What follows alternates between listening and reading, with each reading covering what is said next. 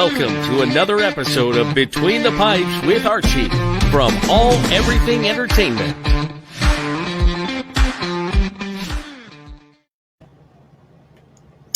What's up, guys, and welcome back. We're going to call this to Season 2 of Between the Pipes. Archie again here with you, and joining me as always, I've got Wade. Wade, how's it going? Not bad, Archie. How are you? It's been a little bit of a while, but it's all good. It's nice to be back and talking about some form of hockey anyway. Yeah, it's good to be back. Hopefully we'll be able to actually talk actual hockey soon with talking about scores and standings and all that fun stuff. But yeah, definitely good to be back. We were off for a few weeks. As everybody knows, hockey season kind of winding down, trade deadline, draft, all that stuff was over and done with. So we hit a little bit of a dormant period between the end of the season and what's up with what may be the beginning, hopefully soon. But yeah, so just before we get into the thick of things, we're going to be talking a lot tonight with regards to those lovely Adidas reverse retro jerseys that came out this year.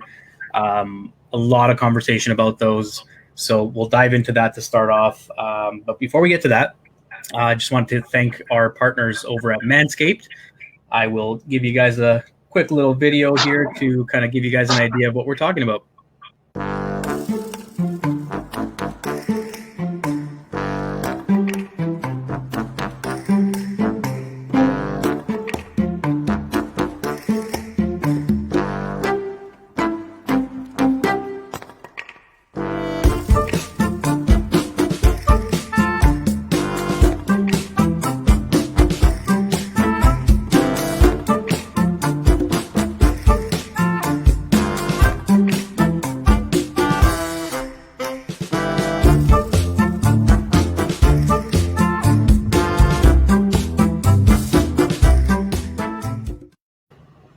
So there you have it, man. As they say, and they are not lying, your balls will thank you. This kit is just amazing. It's got this fancy little trimmer here with the light that comes on, when you're doing your thing. I got to say, you know what? This comes in handy even for quick, fixing up the beard, lining up the sideburns, whatever you got to do. It's a great kit. They just launched in the UK as well right now. Waterproof technology, works while you're in the shower, outside the shower, however you want to do your thing. It works, man. It's great. And if you're interested in buying a set or any of the products on their website, you are more than welcome to visit their website at manscaped.com. A promotional thing we're doing right now, you save 20% off with the purchase as well as free shipping. Just visit their website again, manscaped.com, and use promo code BTP2020. It's an instant 20% savings and free shipping. Great Christmas gift, great birthday gift for yourself or someone else, whatever the case may be. Super product, great product. So if you guys have any questions, feel free to check out their website. You know what, Archie? I just want to say something quick about it. For those of you that don't know about Manscaped and their products, so what Archie showed you there was the trimmer. And what's special about it is actually it's not a metal, it doesn't have the metal trimmer on it. It's actually plastic, right? So it's a hard plastic. So anytime that you were manscaping before, and I know I have since I've been like 16, messing around down there and trying to make it look a little bit more beautiful than it turns out to be. But anyways, the plastic thing, the guard right here, trimmer of it is awesome, man, because it doesn't really nick you. So instead of the metal, it's plastic, and it works. It goes along your skin a lot smoother, a lot easier. And you would have to really be, you'd really have to like drive it into you or into your skin for you to get any type of cut or take off any skin or anything like that. So it's a really good product. I definitely recommend that you guys try to get a Manscaped trimmer for sure. And on top of that, it goes to a good cause. So I got the Manscaped box as well. And on the bottom of it, it actually says that, there's a percentage of it actually goes towards men's health, prostate cancer, things like that. So it's a really good product. It's a really good cause. And I highly recommend that you try it out because your balls will thank you. Seriously. Absolutely. So we are going to dive right into this. So we'll pull them up in a second with regards to pictures and actually showing them off as we talk. These reverse retro jerseys. So they got teased a while back, kind of stirred things up, got people all excited for the upcoming season. A lot of people wondering, guessing what's going to be on what, who's going to go to what year. So Adidas launches this awesome, super quick snippet of a video that just boom, boom, boom, shows all the team's jerseys, all with random numbers on the back. A lot of people were trying to figure out, is it player numbers? What is it? My first instinct, as soon as I saw the Leafs did not have a 91 or a 34 on it, I was like, okay, not players, years. So I put two and two together. I came up with what I thought majority of these were going to look like. So they were kind of inspired by the year or by the number that was shown in the picture. And then they released. So they released last week. And before we start showing them off, what did you think? I guess just to go about it really quickly before we get into it, I liked it. I mean, because hockey is on hold right now, I think that Adidas and hockey and NHL linked up and they said, hey, we need something to get fans excited about. Maybe That's why they did this. So it gets everyone talking, it gets everyone excited, and also a little bit of a money grab kind of thing too, because obviously NHL needs to make a little bit more money this year because of TV ratings and stuff, and no fans in the stands and whatever. So the venues are all messed up. So I can see why they want to do it. It's going to bring in a little bit of cash for them. People are going to purchase these jerseys because they're excited. I like the jerseys. I like the idea. There's a couple of them, obviously, we'll get into that. I mean, it almost kind of looks like you could have maybe drawn up an idea when you were, 8 years old, and that would be the jersey. But other than that, there's a couple of them that I'm really into. I think it's a really cool concept, and they really throw it back to the retro style. But overall, I think it was good that NHL and Adidas linked up and did this, because we're talking about it now, Archie, and there hasn't been any hockey to talk about in the last few months, really. So except for the free agency and the draft, but it's good. What about you overall, bud? Yeah, and I mean, I think you're right. It all comes down to, at the end of the day, the NHL, the teams, everybody from top to bottom, there was a lot of revenue lost, a lot of money lost. People lost their jobs. So, I mean, this is kind of a way for them to reach back and try to generate some revenue for every team. Not all teams are in successful hockey markets. So for some teams, it was more of a way back, and at the same time, a hope to kind of re-engage fans that they may have lost. We'll get into specific details, but for example, we saw some teams like Colorado that kind of did a little bit of a reach to their friends over in Quebec, and I think that was a genius idea on their part. So we'll go through them all. Again, I'm not sure I would particularly buy this jersey right off the hop. I feel like I need to see them on the players to kind of get a better idea, rather than on people not wearing any equipment, just in street clothes. This kind of looks a little bit different. So we'll just jump in so people know what we're talking about here. But yeah, there were some that were really, really cool, and some that were not so cool. Yeah. All right. So you can see that there? Yeah. Perfect. Okay. So we'll start off. I mean, they introduced them, whatever. We'll just go straight to the very first ones. So we've got the Ducks, Coyotes, and Bruins. So you and I were talking before we went live with regards to the Ducks. And a lot of people love these things, and a lot don't. It's a love or hate for sure, buddy. It's a love or hate. It is. It's definitely a love or hate, because it's one of those things where it's like, what is it? I personally don't like it for the simple fact that it looks too cartoonish to me. Looks like an elementary school project gone wrong, and it just like a comic book. Like, it doesn't look NHL to me. It's very, not even beer league. It's almost insulting to even say that. Like, it's just too animated for my liking. Way too animated.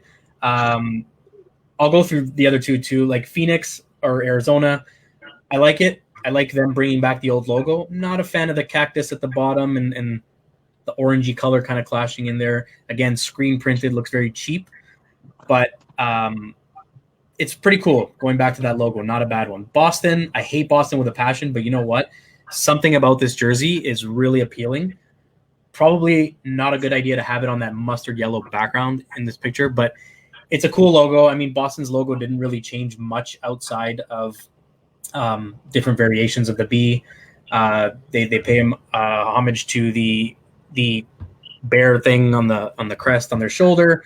So I mean, yeah, overall, out of these three, I would say Boston's my first favorite, then Arizona, then, unfortunately, because I have no choice, I have to pick it, third for the Ducks. What's your thoughts?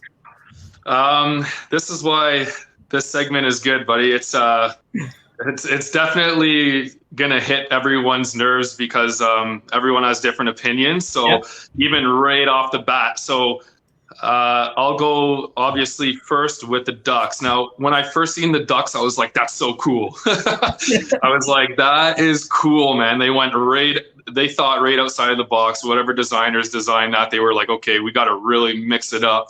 I mean, there's the Mighty Ducks movies and everything. So they went into, I mean, if I'm going to give it a quick opinion and a quick thought about it, I really do like the concept of it.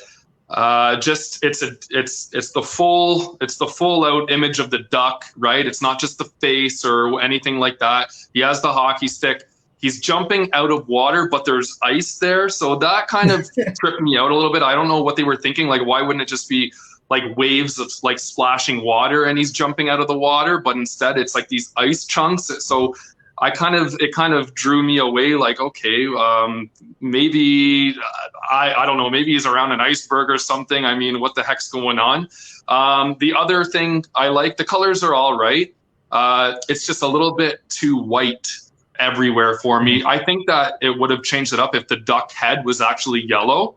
I know that they have the yellow beak and the duck is white as it is, but I don't know. I just feel like the duck could have had a little bit more pop in it or something, just to get, like, it's so white up here, and then everything across the chest is so it's kind of bland. But the idea and the concept for me, I thought was cool. I could see why people are going to be against it. Just like you said, it kind of does look like, you know, there was some 13 or 14-year-old artist in art class that was probably the top of their class that came up with that concept, and their teacher was like, oh, this is great. But then you send it to $1 million organization or whatever $100 million organization, and then the designers there do that, and it's like, I don't know about that. Ducks don't have a lot of history in the league, man. Like, how long have they been in the league for? Maybe I have no idea, but they've maybe like 30 years or something, right? So they're a little bit newer. To go back retro style is a little harder for teams that are up and coming in the last 25 years, 30 years. The Coyotes, okay, this is one of my favorite jerseys. I think the Coyotes is cool, man. I've always kind of had a little bit of a thing for the Coyotes, and man, as soon as I think about the Coyotes, it's just away from the jersey, man.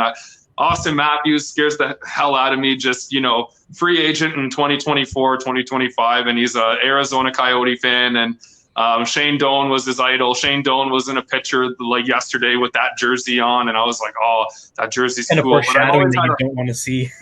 Yes, I know. It's almost like a heartbreaking thing to think about, but as far as the Arizona jersey, I like it, man. The concept is cool. The color is cool. I like the Coyote, how it has the split, like it's half the skull and bone, and then it has like that kind of authentic, like Aboriginal kind of art. You know what I mean? Like it's really cool. And then the bottom has the cactus and the sunset or the dawn and oh man, I think it's really cool. But that's just my opinion on it. I'll move on to the Boston Bruins. They went simple, man. Other than a couple color changes, the logo looks a little bit more retro, you know what I mean, from about 40, 50 years ago, you know, in the 70s or whatever team. But as far as their jersey, they didn't do much, and we'll talk about it. But the original 6, I can't see them doing too much with their jerseys anyway, because there's so much history with them, and they don't really want to take away from the original 6 history, right? If you look at all of them, they're kind of all similar with their own original logos, and they didn't really switch it up as much. But I mean, for a quick yay or nay, Archie, I'm going to go I'll go a little bit in between for the Ducks one. I think it's I can't really decide. I think it's cool because they thought outside the box. But they I don't know, maybe they went too outside of the box. I mean, they went left field. You know what I mean? Yeah. Arizona, I'm going to give a yay. I like it. I think it's really cool. If I was an Arizona fan, I'd love to have that jersey. As far as Boston, I mean, original 6, like you said, the mustard yellow, I'll give it a nay, just because a lot of the original 6 teams, aside from maybe 2 of them we'll talk about, didn't do the greatest of jobs to kind of throw it back in a retro way and switch it up. You know what I mean? But I'll give that a nay. They could have did a little bit better. Right on. And I just actually noticed now, the duck coming out of the water is wearing the logo that I thought they would have gone with on his jersey. So it's almost like they put the logo they should have put on the logo they came up with. Like it's kind of weird, but yeah, I mean, Ducks fans love it. NHL guys, there's a lot of people saying they love it, and yeah, it is. It's a love-or-hate relationship with that one, buddy, for sure, 100%. Yep. So we'll move along. Man, I don't know if I could pick a favorite one here. So quick across the board for these 4. I definitely number 1 love the Buffalo Sabres jersey. We talked about it before. The swords crossing through. Back to the gold and blue colors, their original colors, their royal blue. Sorry, their royal blue. I would have probably rather seen Buffalo on the back in writing versus on the front. But other than that, they did a phenomenal job with this jersey. I really, really like it a lot. So that's definitely my number 1 out of these 4. Calgary Flames, I feel like we've seen a variation or a concept of this jersey before. So I'm not quite sure how I feel about it. It's a little different. It's kind of cool looking. It's kind of mean looking, but I'm having a hard time. Is that a dragon? Like, I don't know what that is. So, oh man, I'll leave it for when I'm on. But, dude, yeah, I have no idea either, man. But like a horse. Yeah, it's so weird. Like it has the weirdest concept for sure. It's one of the weirder jerseys in the retro throwback. It's almost like an Asian dragon inspiration. Yeah, it's like Chinese New Year on a jersey or something. Like tough one. I don't know, man. It's they got the V's on the bottom, the striping in the V shape and everything. They tried to throw it back like old school 80s style like that and whatever. I don't even know but continue on, man. Out of these 4, this is going to be my 4. Hartford, Carolina. I love this jersey. I always loved the simplicity of the Whalers logo. Some might think it's lame. I love it. It doesn't get any more old school way back than that. I'm so happy Carolina went out and did this design here. It is legit the original Hartford Whalers logo.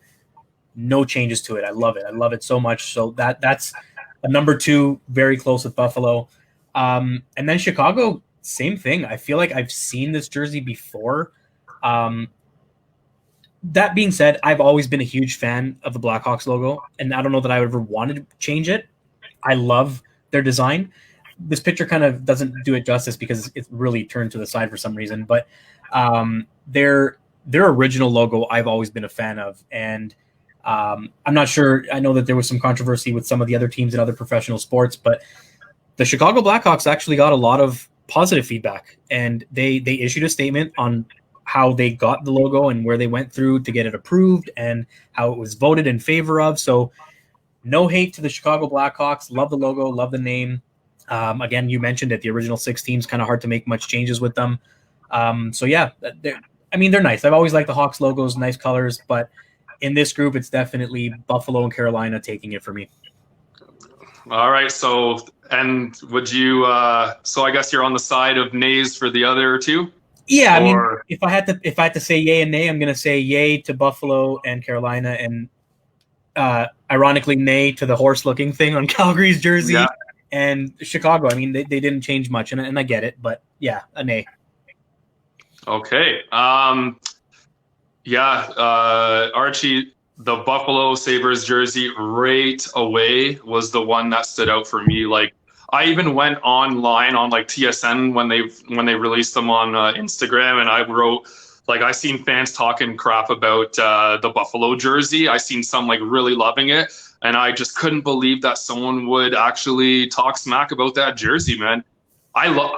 To me, it's a top 3. I mean, it is awesome, man. They have the friggin' the swords going through, man, on the cross, like buffalo on the bottom, which like that's kind of like an old school throwback to me, like to have buffalo on the bottom like that inside the stripe. It's so old school looking, man. It almost has like a beer league hockey jersey effect too, but for it to be an NHL jersey is just, I don't know, man. They did a really good job in Buffalo, man. I mean, they should be excited. I seen fans talking like, oh my God, Eichel's gonna score. You know, he's gonna score a hat trick every time he puts that jersey on. And honestly, I feel like that jersey's electric. I don't know. I really like it. I'm gonna go yay with that jersey. Calgary, I'm not even gonna go into it, Archie. I'm the same way, bro. Like, what is that? Like, is that a stallion? Like, so one of our viewers, is it a horse? Is it a dragon? It has the fire going through the nostrils. I mean, maybe we're just being I don't know, we're being a little too hard on them or anything, but maybe we haven't done our research on the Calgary Flames and where they come from and their logos and all this. Like, I don't know why that logo is the Calgary Flames, but that's obviously some kind of flaming horse, and maybe there's some history about a flaming horse that Calgary knows that we don't know about, and that's what's on their jersey. And I think that they could have did a better job. I mean, I even like Calgary's original C with the flames way better than that. If they brought it back to the same logo as, you know, threw it back to way back when in the 90s or 80s. But yeah, no, not a huge fan of Calgary, so I'm gonna go nay. We're on the same page, Archie. Hartford Whalers, big yay. Definitely a top 3 for me. I would even argue that that's my favorite jersey as well. I do love the simplicity of the jersey as well, brother. Just the whale tail with the Hartford Whalers. I even like the name, the Hartford Whalers. Like, it's just so strong. What an original kind of cool name. Like, I wish that they would come back into the league, man. The Hartford Whalers jersey is awesome. I think Carolina did a great job throwing it back to them. The color scheme's good, and dude, just the whale tail and the W. I just love it. I don't have much more to say about it. It's one of those things I look at, and to me, it's brilliant. So, and then as far as the Chicago jersey, like I've stated, like you just stated, original 6 team, really hard to switch up the logos too much on these original 6 teams. The only way I feel like you could switch up the logos on original 6 teams is if you really go back into their history and for their jerseys, like maybe in like 1915 or 16 when they had like some team name before the Blackhawks or whatever, and it was you know, the Chicago whatever, the Chicago Barons or something like that. Who knows, right? But their jersey, I feel like you said, I feel like I've seen it before. It's just it's not very appealing to me. It does have the old school feeling to it. It's made very specific in the way, like, it's very neat. That's the word I'm looking for. It's a very neat looking jersey. And by neat, like, everything's just like perfect. You know what I mean? Like, I don't know how to explain it, but I also just want to touch on Chicago. It worries me, man, because even when they released the jerseys on Monday, they had the Chicago jersey and they didn't even have it turned around to face us. They had it on the back and they had the number 20 for 2020. And that concerns me. I don't know if Chicago Blackhawks are going to have to change their logo soon, because even just to have it on the side view like that, obviously they don't want to really showcase this jersey the way that it should. And that makes me feel sad, man, because I love the Blackhawks jerseys. I've always thought, just with the Edmonton Eskimos, the Washington Redskins, you know, okay, I understand why those team logos got the feedback that they did, the negative feedback, and people were upset, because it's kind of it kind of is a little bit of a put down on, you know, Redskins, you know, whether it's Indians or Native Canadians living at like Eskimos and stuff like that. I know that, but for Chicago, the Blackhawks is more like a tribe. So it's not really, to me, it's like a tribe, the Blackhawks. So it's not really, you know, putting any of these putting this down or putting down this type of people, right? It's more just the tribe. So I don't really understand why it's getting all this negative feedback. I guess it's just because it has that native Aboriginal look and people are all weird about it. But I mean, that's outside of us, but that's just my opinion on it. I really like the Blackhawks logo. Even if the Blackhawks, I think they have a top 3 logo in the whole league. Yep. And yeah, I mean, you can't do much with an original 6 jersey, bro. But I mean, it looks good. It's old school. It kind of reminds me of like that weird Ottawa jersey that they had in a sense. You know what I mean? You know what I'm talking about? Yep.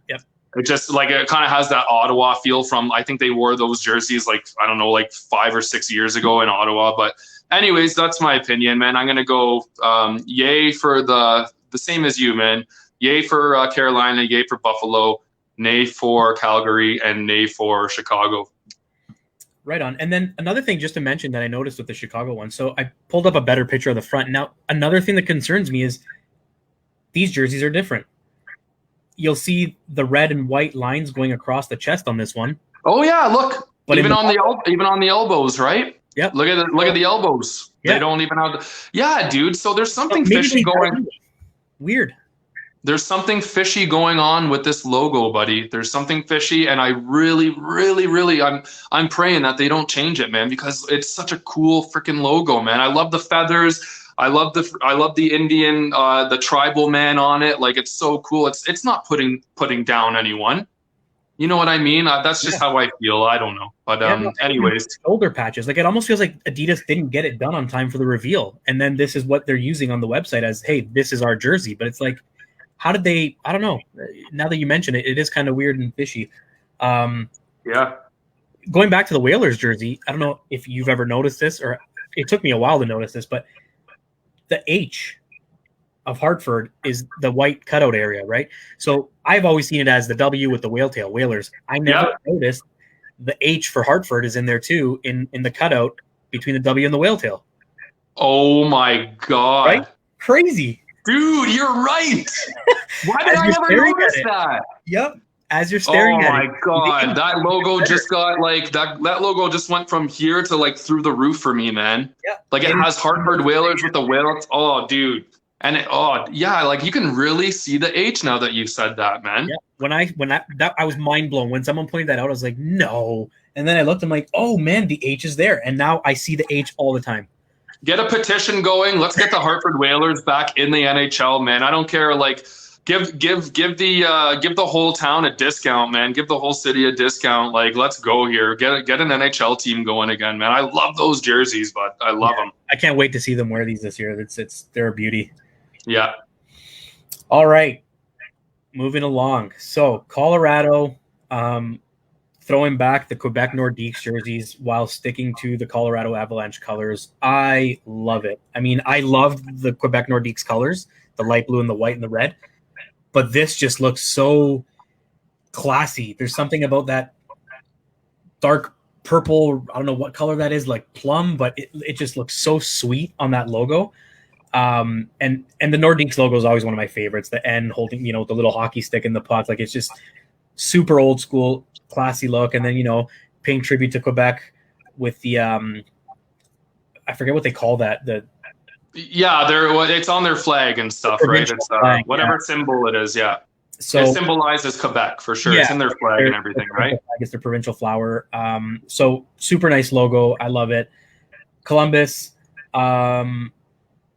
I don't know how much they change on this jersey.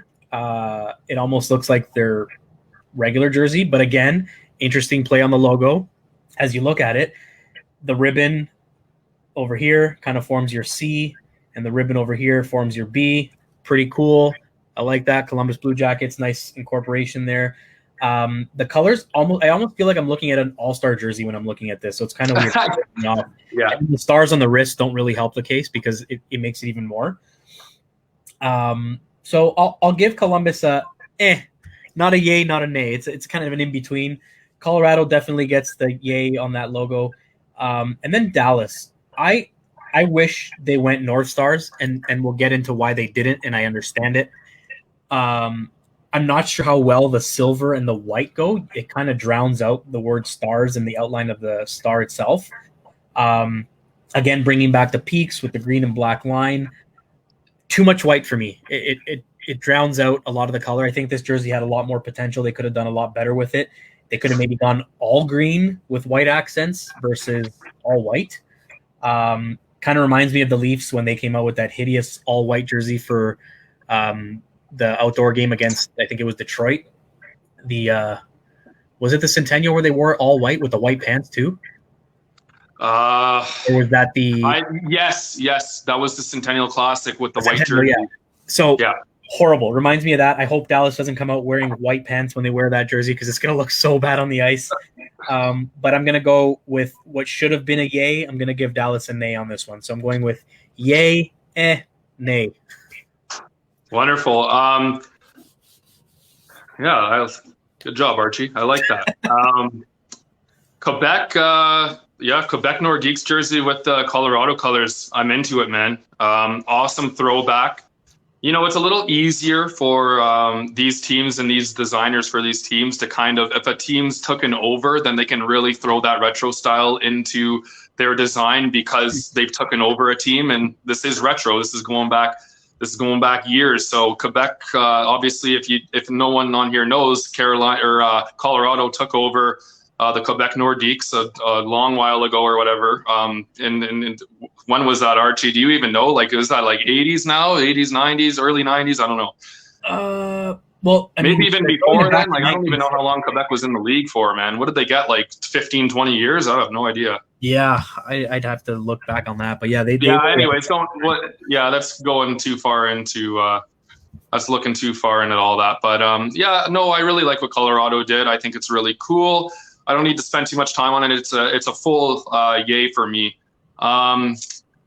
Columbus. I kind of like that they went with the red in the background. I think it's kind of cool. They've always had a little bit of red in their jerseys. They wear the red pants and stuff. Again, another franchise that hasn't been around for too long. So they did a good job, man. I don't mind throwing it back to the red at all. They don't really have a lot to change up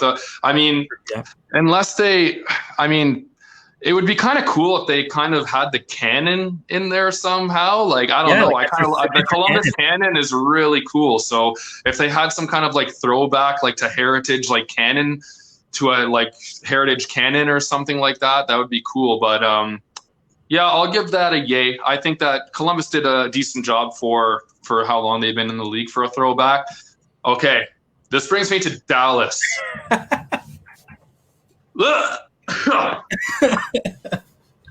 Bro, Dallas, to me, second worst jersey design out of the whole NHL, man. They get a thumbs down, bro. That is, what the hell, man? They could have did something else there. I mean, it's just bland. It's bland. Like, no, I don't like it. I don't even need to go into it. I think it doesn't even deserve to be talked about. I think designers really screwed up. I think that Dallas has enough history that they could have really threw back some cool concept. It's the stars, bro. I'm a big Galaxy kind of fan, bro. I love stars. I love the atmosphere. I love the, you know what I mean? I don't know, bro. It's kind of weird that they just didn't really do anything with that, man. I mean, whatever, man. That's a huge nay for me, Dallas. Next time you guys make up a cool jersey concept, actually do it. And you look at some of the other NHL teams, what they did, they thought outside the box. They put in some really cool color concept, equivalent to almost like a practice jersey with flair. I mean, that's what I think the Dallas Stars jersey is. So anyways, yep. Thumbs down. Thumbs down, bro. Two of them. Yeah. So before we move along, just a couple of comments here from our guests. Josh, welcome back. Thank you, sir. John Suggs, entire ECHL. We will get back into that one. So I'm going to skip on this comment here, but we'll get back into that as well. Michael, what's up?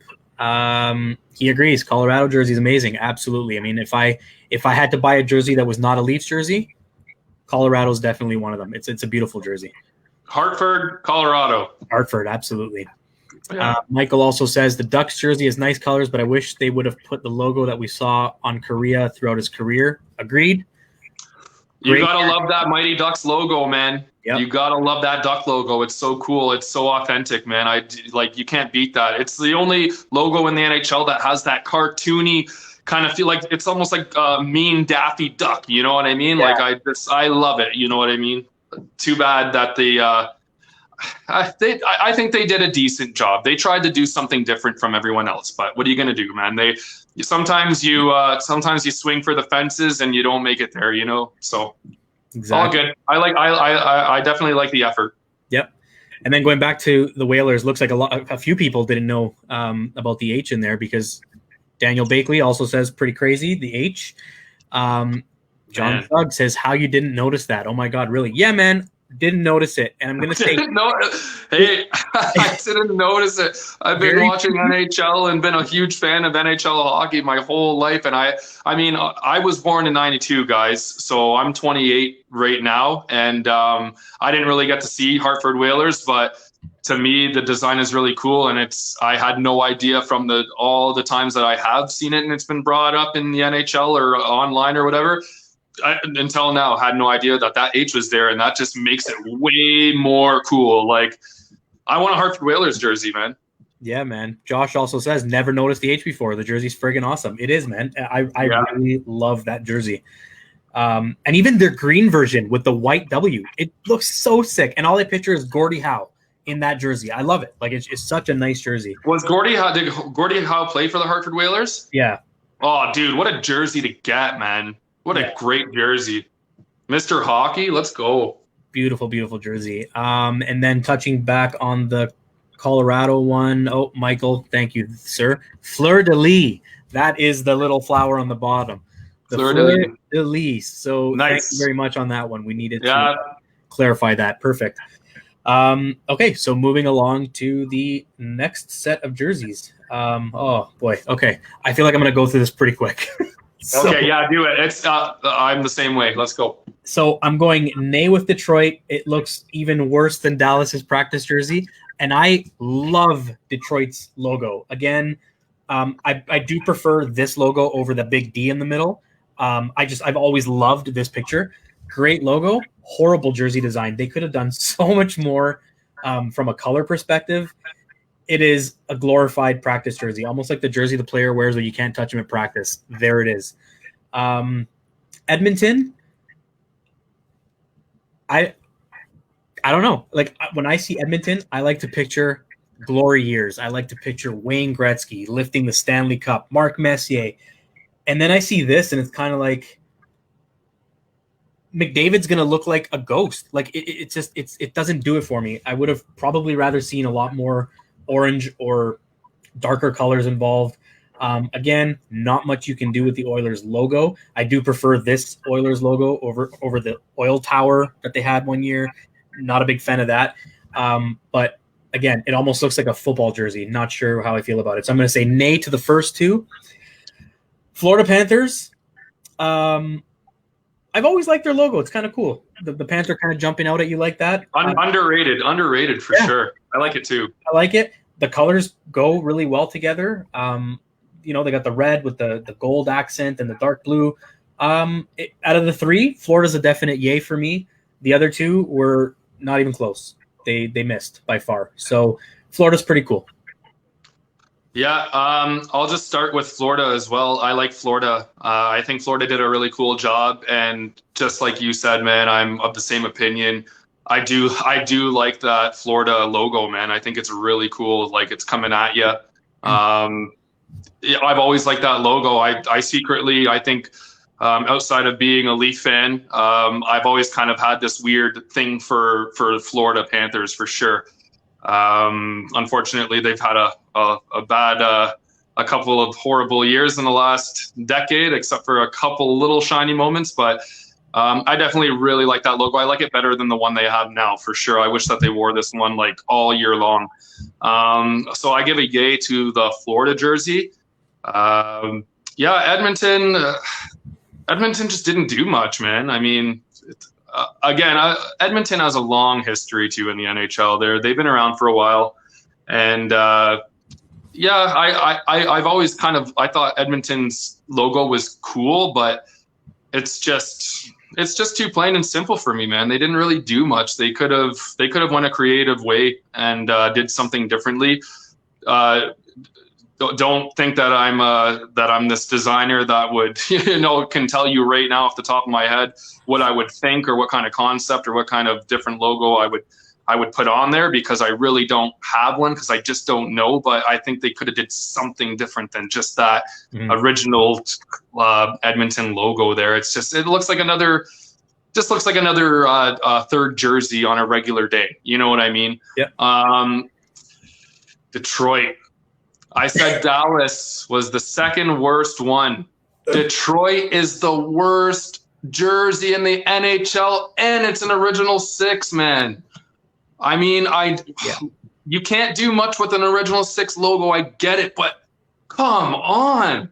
No, like, flair, no flash, no, what the heck were they thinking, man? This is the most ridiculous throwback jersey out of the NHL. I don't know. It's bizarre. It's really bizarre to me that they would have this white jersey. It's a practice jersey.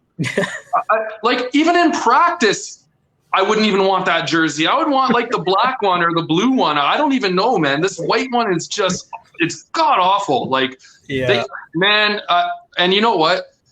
I think everybody, I mean, unless you like this jersey, I don't know, man, you got some crazy fashionista thing going on, and props to you. But I think the majority of people, I would give it a good 99% of the population of hockey fans do not like this Detroit logo. And I'm pretty sure that whoever designed this got a call from their supervisor or their manager and their boss, and they said, listen, you're fired. You're fired. This is bad, guys. This is really bad, Archie. So nay, Florida Panthers, yay. Let's go. All right, let's go. Let's move along. My favorite category right now out of these three. So, huge Kings logo fan. I love, always loved that logo for the Kings. The black, silver, and white was always my favorite. I'm a huge Gretzky fan. That was my favorite Gretzky jersey he ever wore. I know people are going to kill me for that. I don't care that he won his 4 cups in Edmonton. Most of his records he broke were in LA. I love the LA logo. So I'm super happy with the logo choice. The purple and gold, kind of going back to their original colors. Cool. Almost feels like a Lakers inspired jersey, maybe. I'm not sure how the logo goes with the rest of the jersey, because it feels like there's this white logo slapped in the middle of a gold and purple jersey. So I don't know. It kind of looks like something's off about it, but regardless, I do love the logo. I'm happy they went with it, and it is pretty cool. I'm going to be pretty excited to see this on the ice whenever they come back. Interesting to see what color pants they're going to go with again, because I feel like that makes the jersey too, right? So I come out wearing mustard yellow gold pants or purple. Yeah. Is it going to look like a big Barney walking on the ice? Yeah. But hey, I like the jersey. They definitely stuck with answering the questions throwback. They went to a very nice, successful throwback LA Kings jersey logo, and then incorporated the throwback yellow and purple. So I'm going to give it a thumbs up on this one. Yay. Minnesota Wild. So I feel like they stole the thunder from the Dallas Stars, and I get it because it was the Minnesota North Stars. But I feel like that color scheme on the North Stars logo, with the N and the little star on the end of it, that was the jersey I was hoping to see someone pull out. And I guess Dallas couldn't do it because they weren't Minnesota. The Wild couldn't do it because other than their ugly Wild jersey, what else were they going to do, right? So they got to pay tribute to the Minnesota colors. Love the blend of colors. The green and the gold looks so wicked.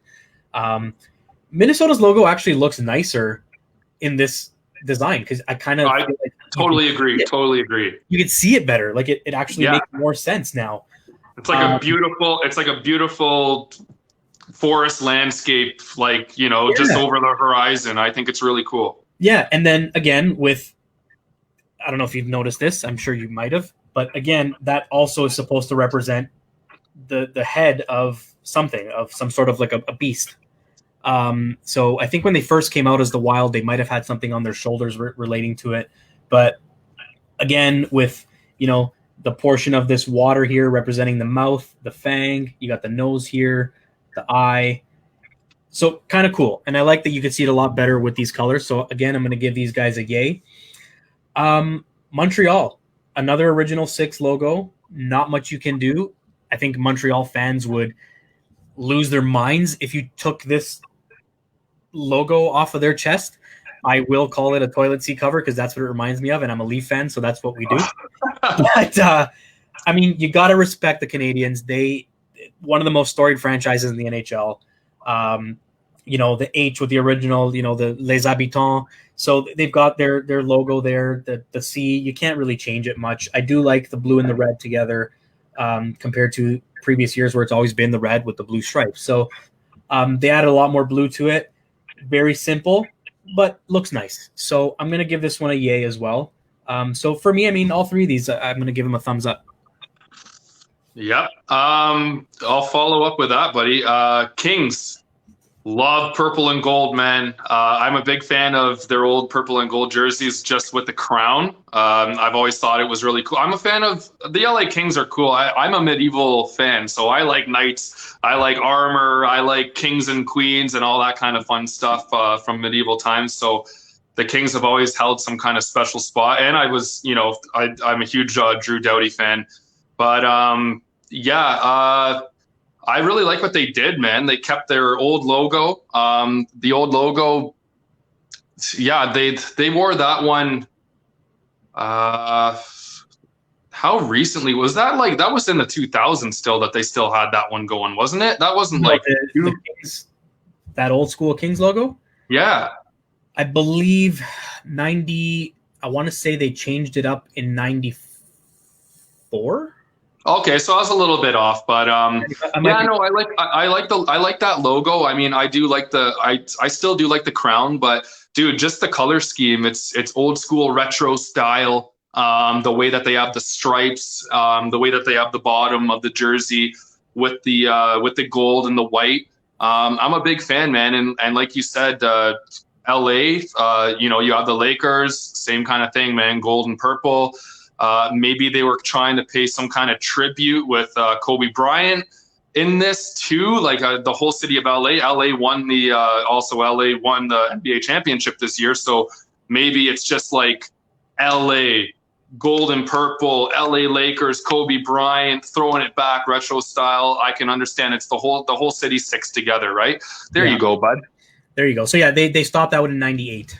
Oh, okay, yeah, because I remember seeing it. I wasn't sure if it was early 2000s or late 90s, but perfect. And I do gotta say, I do love the that top left one there, buddy, with that crazy jewel, gold and purple crown. I just love that crown, man. Cool. But as far as that, I give it a yay, man. I think that the Kings did a great job. They have enough history to throw it back in a cool way and with different logos, and they did a wonderful job.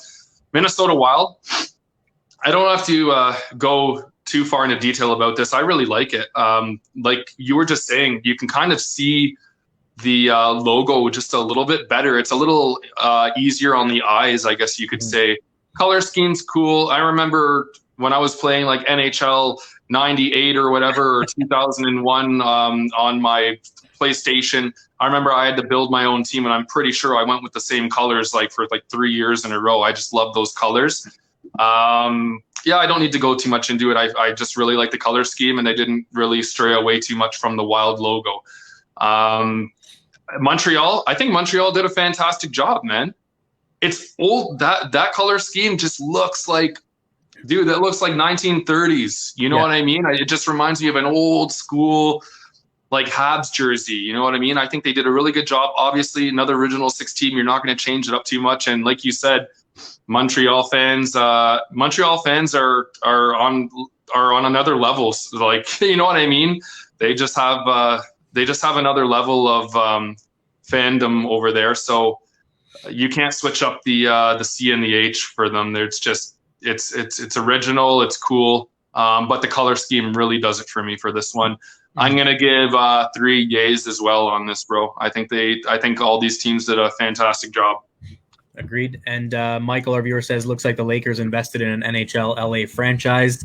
Agreed. I mean, and you made a good point, right? With LA winning, it could very well be, right? But again, the Kings actually do have a history with these colors, so it works out. I like it. He also goes on to say Montreal finally made a jersey that I would think twice before wiping my with it. Yeah. But yeah, you're right. It screams old school royalty. And you know what? As much as I hate saying this as a Leaf fan, Montreal has a history of success. You can't hate on it, man. I'm a hockey fan.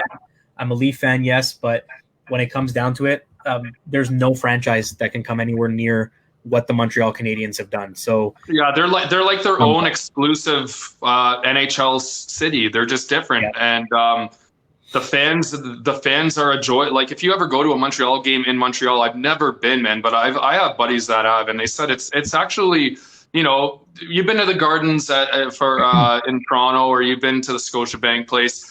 Leaf games are fun when you're a Leaf fan and you know what's going on, but Leaf games are a little boring, man. I'm not gonna lie. There's a lot of suits there. It's a lot of money. There's guys that would rather go sit in their own little box or whatever and probably watch it off the TV than just enjoy the game there. That's the kind of crowd that Toronto has. It's just guys that have tickets and all these rich people and of course the prices are just through the roof to go see a Leaf game. I mean, it's ridiculous for the average rowdy really fan with a big heart. It's hard for us to go and see the games, but Montreal, man, I heard really good things, and it's so loud in Montreal. They just take so much pride. They're so patriotic about the Montreal Habs, man. Like they love the Canadiens, and they're a storied franchise, and they have a reason to love them, buddy. They've won the most Stanley Cups. I mean, they have how many did they have on the Leafs? Like I know they have close to like 10 on the Leafs or something like that. Like they had some juggernaut teams, man. They had some crazy years of just being a dynasty, man, and a few times. So I like Montreal. I like as much as I'm a Leaf fan and everything, I do appreciate, I really, as an NHL fan and a Leaf fan, I really appreciate what kind of rivalry and what kind of fans come out of Montreal and the pride that they take in their NHL team. But yeah, like Buddy said, a Montreal jersey that you don't want to wipe your butt with, man. I think it's a really cool one, and Montreal fans are going to go nuts and definitely try to purchase this jersey. They're going to go off the shelves for sure. Yep, I agree. And like I said, I mean, I've been to Montreal to watch a Leaf game there, and it was the most incredible experience. The Leafs lost. It's electric, eh? Yeah, like the Leafs got their butts handed to them, but it was another level atmosphere. We sat way up high, like nosebleed type, but it felt like walking in there felt like the first time I walked into Maple Leaf Gardens. I was lucky to have a game there when I was a kid. And it was like you walk in and it almost feels like a haze is just sitting over the crowd, and there's just a buzz, and everywhere you look is red. Like there is it's nuts. However, during the game, you had it almost sounded like it was 50% Leaf fans, 50% Habs fans. And I guess because the blue and the red go together, you can't really tell. But yeah, the Montreal crowd is thundering. Like, it's electric, isn't it? So Archie, let me ask you quickly, how were the fans, like, how did they act towards you? Did you wear a Leaf jersey or? Yep. So, you're a gutsy, ballsy Leaf fan, aren't you? But my goodness, to Montreal wearing my Leaf jersey, and I can't tell you how many people I heard 67 coming out of their mouth, and it's just like, I get it. Yeah. What else are you gonna say, right? 67. That's all they need to say, Archie. That's 67. All they need to say. And and you had I saw guys wearing Habs jerseys that said, that famous picture you see on the internet that says "loser since '67." There's people who actually wear those jerseys to the games. It's crazy. Oh man! But it is a different atmosphere on another level, and I had a lot of fun with them, man. Like they're fun people to party with. Montreal's always been a great city to party, and I love Montreal. City. Oh yeah. If you've never been to Montreal, it is different. It's like a taste of Europe inside of Canada. That's what Montreal and Quebec is, man. It's it's different. The clothing's different. The people are different. The food is different. Yep. Everything is different in Montreal, man. It's a little gem in Canada for sure, man. It's really cool to go there, and it's even more cool to go there when you're a fan of a sport and you go to watch your team face their team, because, like I said, Montreal fans are next to none when it comes to the pride and patriotism that they feel when their team's playing. Big time pride, and they have this like massive. It's like they have their own Hall of Fame before you get into the arena, and I gotta say I was in awe. Like I was in shock the way they've got this huge display and all their cups, and someone said it here, and I'm not going to hide it, man. Hey, 24 cups to the Leafs 13, and the Leafs, I believe, are second in the NHL. So I know, man, that's a big. They tore it up. They've tore it up. That is. You said 23. 24 to 13. 24 cups, dude. So that means that Montreal. I mean, how long the NHL's been around since what, 1915 or something like that. The first NHL game was probably like 1913 or 14 or some crap, or it wasn't even the NHL. It was for the first established professional hockey league or whatever. Yeah. But dude, like the Leafs just had their 100th year anniversary in 2017. That's a quarter. That's 25% of a century. Habs. I mean, you can't argue it, man. No wonder they're so patriotic, man. They're used to winning, and honestly, they have the argument too. They're the last Canadian team to win a freaking cup in Canada and bring it home.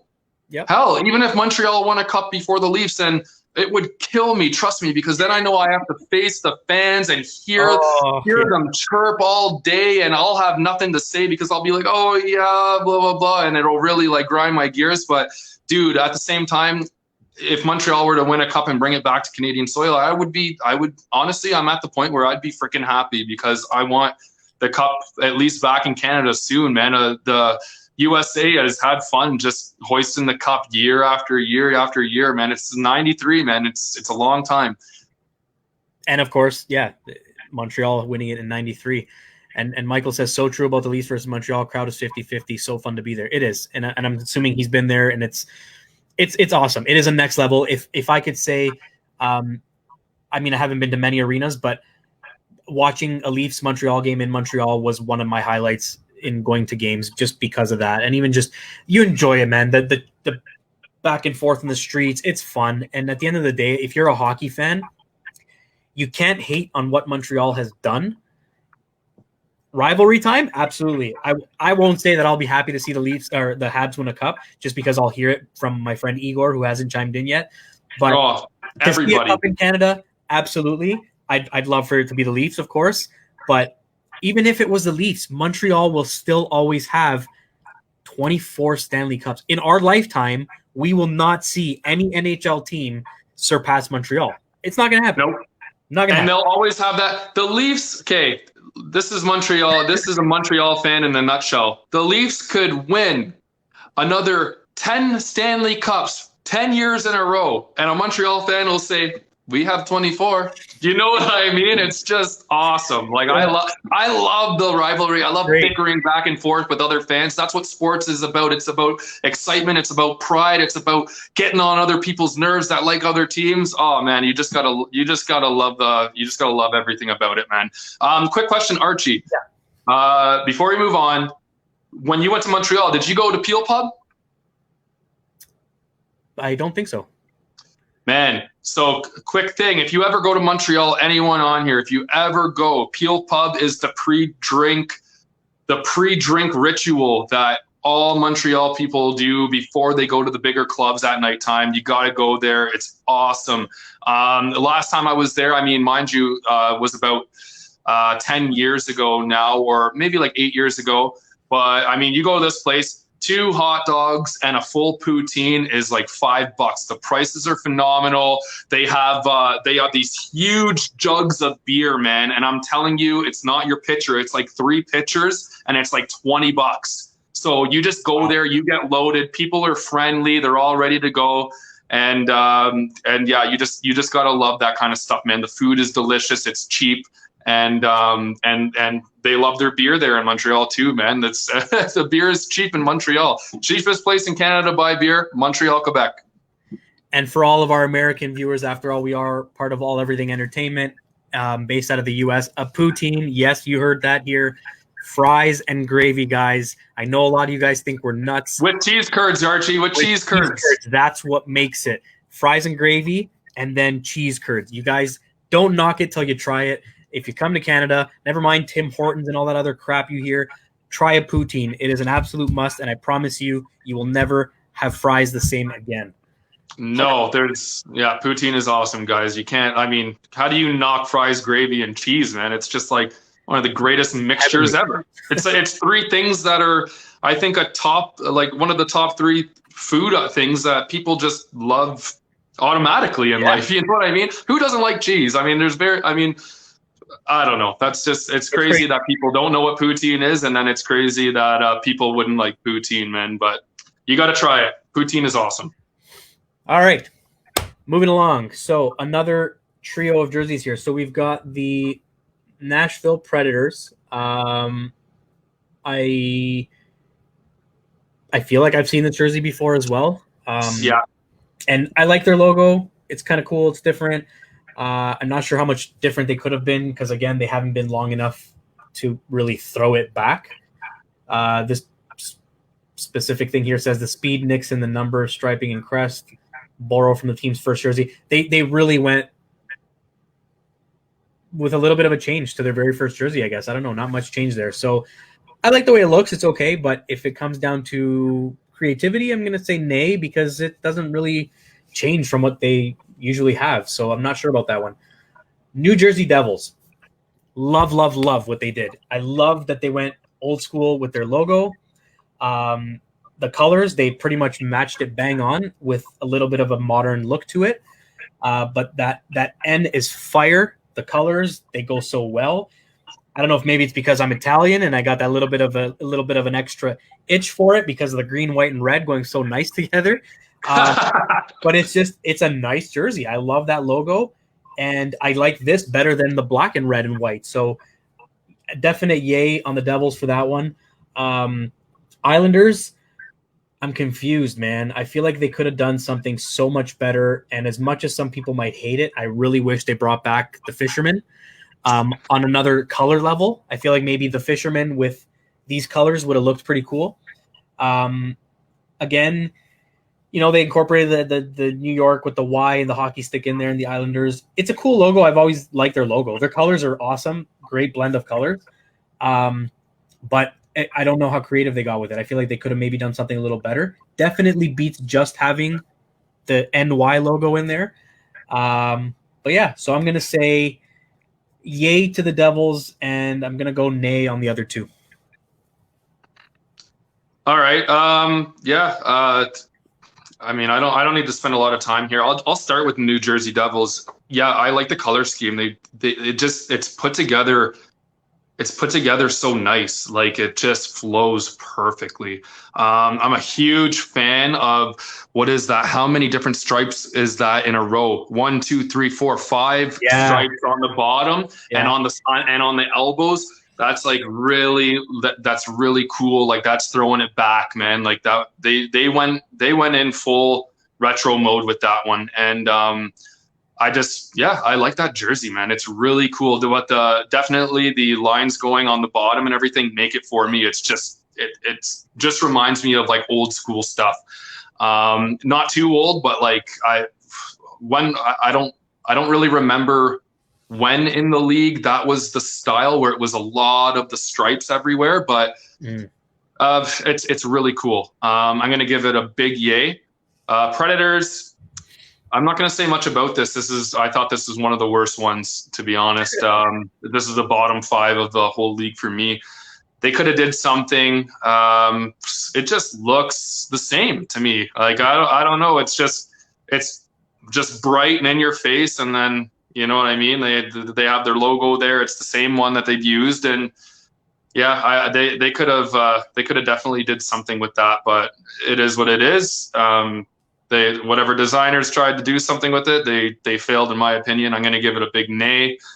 The Islanders, dude, I feel like I'm looking at the same jersey, man. Like I don't know, like nay, like nay. What the hell? It's the same freaking jersey. What did they changed the color in the background? Like exactly. Really, I don't know. They could have did some cool stuff, and just like the Anaheim Ducks, the Ducks had their duck jumping out of water, and it was the actual duck was in a weird position and everything. It was different from anything they'd done.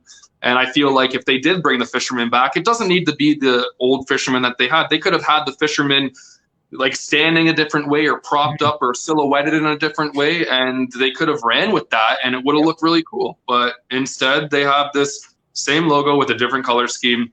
It's a nay for me. New Jersey, good job, man. I just love the stripes. I can stare at that all day. Yeah. All right. So we'll continue going here. Okay. So, and I wanted to say this about the jersey. The one thing about New Jersey is, and I'm going to point this out on several jerseys as we're continuing here, the logo almost looks like it fell and they just stuck it there. It looks like it should have been higher up, a little bit higher. It's not even centered. It's almost like it's too low to the bottom.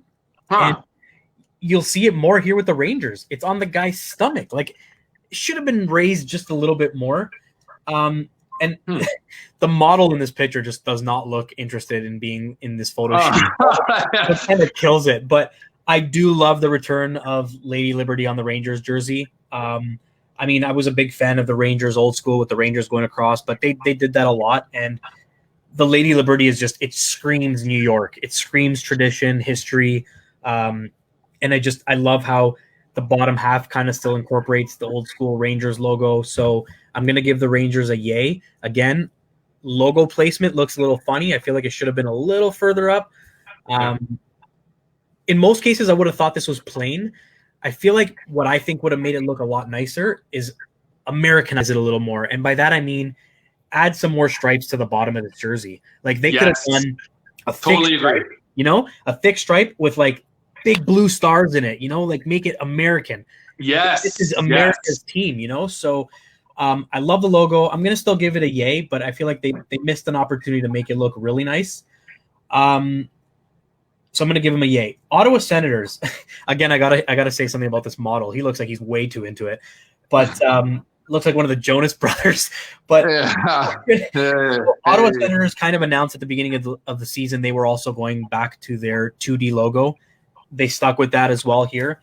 I like the red. It's cool. It's different compared to the black and the white that they used to have traditionally. I feel like they could have done a little something with that big black stripe at the bottom. Maybe, continue on the theme of the Senator. Maybe put some swords in there or something, or shields or some sort. Maybe add a little more to the bottom of that jersey. But I do like their throwback to the old logo.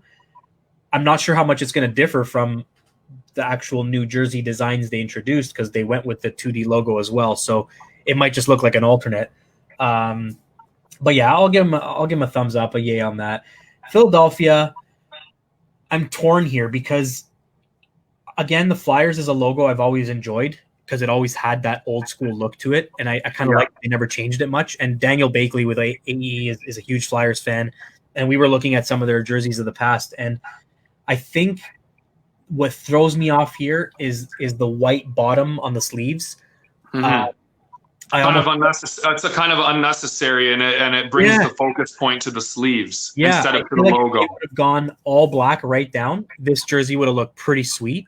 I'm a huge fan of a few years ago when they went for the outdoor game with the all black jersey with the orange logo. It looks sharp. This is a really nice reverse retro to that logo. The white sleeves throw me off. It brings way too much attention to them. But otherwise, I'll still give it a yay because I like the jersey. I like the colors. The black, orange, and white, again, reminds me of the old Campbell Conference All-Star jerseys. I always love the way those jerseys look. and I'm gonna give them a yay for that as well. So a little bit iffy on those sleeves, but I like it. Man, this is gonna be the quickest one for me. So I'll start off with New York. It's a nay for me. I like Lady Liberty and all that, but it's just too bland. Like the background of the jersey, like there's just not enough going on there, man. It's just like they stuck the logo on this jersey with a dark background, and they just left it. Like they just left it for the logo, not the jersey itself. It's a big nay for me. New York Rangers, storied franchise. They have and New York can switch up the logo in different ways, and they have. And I like that they went with the Lady Liberty, but man, just the jersey itself is just way too bland for me. The background is I like the 2D Ottawa Senators logo, man. I think it's cool. Again, it's still a little bit bland for me. It's just a lot of red in the background, and then you're right. It's just that one thick black stripe there. If they had a few, maybe if they had like a white and then another black and a white stripe, like a couple more stripes, and then get a little bit more white in there or something, just to make it pop or something. Even a little bit of white around the collar or something. Like it's just it's too bland for me. Ottawa hasn't been in the league a long time, so they haven't really had a lot of different jerseys, but yeah, just a little bit too bland for me. So that's a nay for me as well. Flyers, another nay. These 3 nays in a row, dude. I thought the Flyers could have did something. I'm a huge fan of the Flyers logo. And again, another team that's been around for over 50 years or so in the league.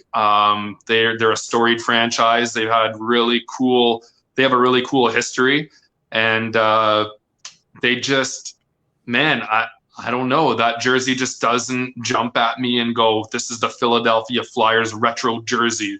It's more like they kind of just slapped it together. And you're right, dude. Those sleeves are like, come on. Like the sleeves start at the elbow. It's white all the way down to the glove. Like they couldn't.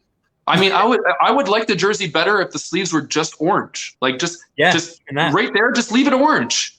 Why did they put the yellow there? If you put the yellow in the sleeves like that, there should have been a lot more yellow up on top, maybe the yellow on the shoulders or something to kind of even out the flow of the jersey.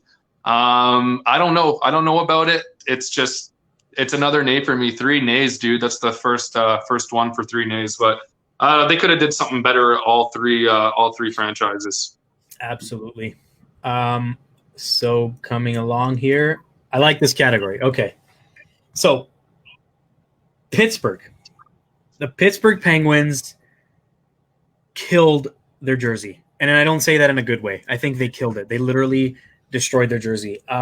First off, the word Pittsburgh is way too long to be putting down the way they did. It looks horrible and so much wasted space. Again, we've seen so many really cool jerseys. When you think Pittsburgh, first thing that comes to your mind, what is it? And I know what you're going to say. And what else? Player. Yeah. What player? Oh, Lemieux, Crosby. Yeah, you could even argue Yager. Yeah. Yep. So I'm thinking Mario Lemieux, Jaromir Jagr. You're throwing it back. You go back to the logo they had. Even that kind of retro logo that came out that wasn't so 2D, where they came out with like the thicker black lines underneath and the flying penguin type of thing. Yeah. This to me, again, looks like a Walmart version of the Pittsburgh Steelers football jersey meets hockey. Like, it's like, what is that? So I don't like it. I'm going to give them a hard no. They almost did the opposite of what Philly did with those black ends of their sleeves. Like, why?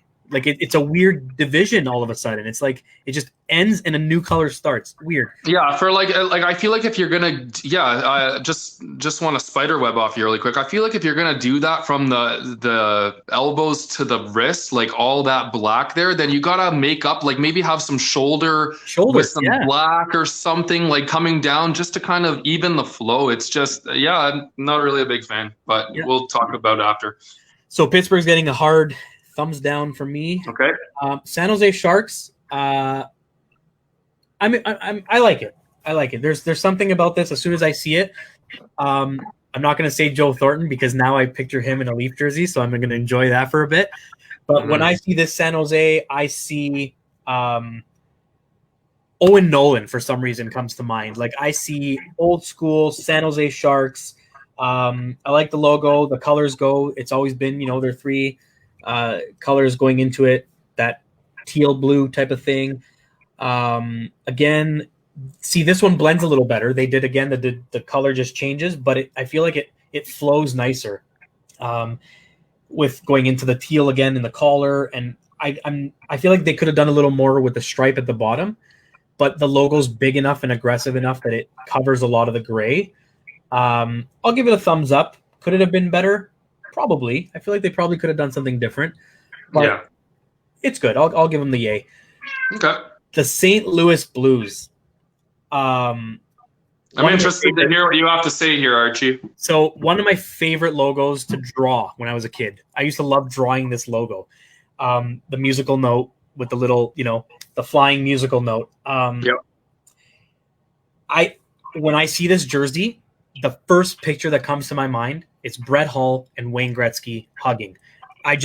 After a goal, that is what I see when I see this jersey. And as much as I liked the old school purple and gold, or whatever it might have been for the Blues, if you want to call it blue, it's like a weird color between a blue and a purple. But this here, I like a lot. I really like the way they did this. I like the way they brought back essentially the design that the Blues had when Gretzky played in St. Louis and Brett Hull. So I'm going to give them a yay. I like the stripes representing the musical notes, the staff. And it flows so well. And here they did what you said. The divide starts at the elbow. It's not all the way down at the wrist. It's not in a weird spot. Yep. I like the way they divided it, and I'm pretty sure the shoulder patches are the classic trumpet with the notes coming out of it. So I'm going to give St. Louis a definite thumbs up. I like it. Yeah. I'll just jump right into the St. Louis. I think they did a wonderful job. It looks cool. I like the bit of the jersey slant that they have at the bottom too. It's like really cool. And then they have those little tiny lines going down too, like on the diagonal. Mm-hmm. I think it's really cool. I like how inside the logo they have the St. Louis Blues too. It's just really cool. I really like the color scheme. They did a good job. Hold on a second.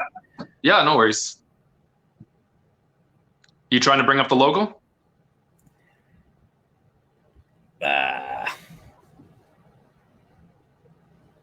One sec. I don't know what happened to No, no worries. Figure it out. Anyways, I'm gonna go in. I like the St. Louis Blues logo, man, and exactly what you said. I'll just kind of go with exactly what you said there, man, and totally agree with you. As far as Pittsburgh, Pittsburgh could have did a lot more, man.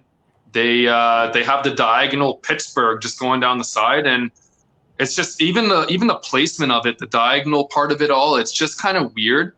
And it does remind me of a really old retro jersey in a sense. Like it does give me that feeling, like it's old school, it's Pittsburgh. It has like almost like a baseball jersey feel to it or something. You know what I mean? Like it's kind of cool in a way, but again, it's Pittsburgh Penguins, dude. And you could have manipulated the penguin or something in some kind of different fashion and had a couple of different color schemes with it. And with a team like the Penguins, I'll just go back to the Ducks once more, man. We keep on referencing the Ducks and stuff, but like the Penguins could have did something cool with the actual penguin, man. And I'm going to give it a nay. There's not much more to say about it. Kind of just a weird jersey, no logo. I like that it is retro. I mean, it's not a hard nay, but it's still a nay. San Jose Sharks, they did a good job. For me, the logo is meh. I think it's okay. To me, what makes this is the jersey itself, everything behind the logo. I love the way that it flows. I love the what is that? A white V or a white V upside down or whatever, like a white rank kind of stripe on the elbow there. It's really cool. And the color scheme just flows for me, man. I love the gray. It's like it almost looks like a light tone of gray. Yeah, it's almost like a gray, and Sharks white and gray. You know what I mean? Black, white, and gray. I think they did a cool job, man. I'll give it a yay. I think they did a good job. But as for these ones, Pittsburgh nay, San Jose Sharks is a yay, and then St. Louis Blues, yes, like top. I would say easily top 5, 6 for me for sure. Yep, and I am curious if the Blues are going to bring this style on the back. Oh, dude, check that out. That is cool. Curious if that's what they're going to do. So if they do this, because this is exactly what the Gretzky looked like in the era that he played for the Blues with Brett Hull. So really cool, very different. So I'm hoping they do bring that logo, that style of numbering back as well with those jerseys. It's pretty neat. It's really cool, man. I really like the when the Blues wear that jersey, like you're gonna want to watch that game just because it's gonna be so interesting to see it flowing on the ice, man. Yeah, absolutely. Oh no, we're getting into the one I didn't want to talk about. So here we go. This is going to be pretty quick. Tampa Bay Lightning, I don't know what they did different. It looks just like every other jersey they've had. I got nothing. I'm giving them a nay. You just won the Stanley Cup. You're telling me you couldn't come up with a better jersey than this? Like it looks like something that should have been on the reduced rack at Walmart. Like I don't like it. Again, they could have done so much more with it. Too simple, too basic, and it looks too much like their jersey does. Like there's not much of a change. So definite nay for me. I'm going to skip the Leafs for a second, go straight to Vancouver. Vancouver is a very interesting jersey with the fade. Like they've got like an airbrush feel to it. It's kind of different. It's and cool. I like it. It's kind of cool.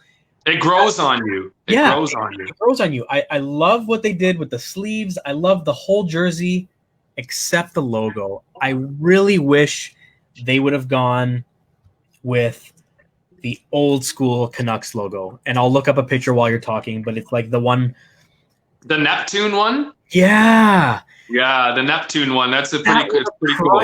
That would have crushed this jersey. Like I love it, and I think they chose the wrong Canucks logo. So I'm gonna give them a yay on the scheme. I love the fading of the colors, but I think the logo just didn't do it for you. Yeah, they missed on the logo. I think there was a couple of options, and I'll go through those after. The Leafs.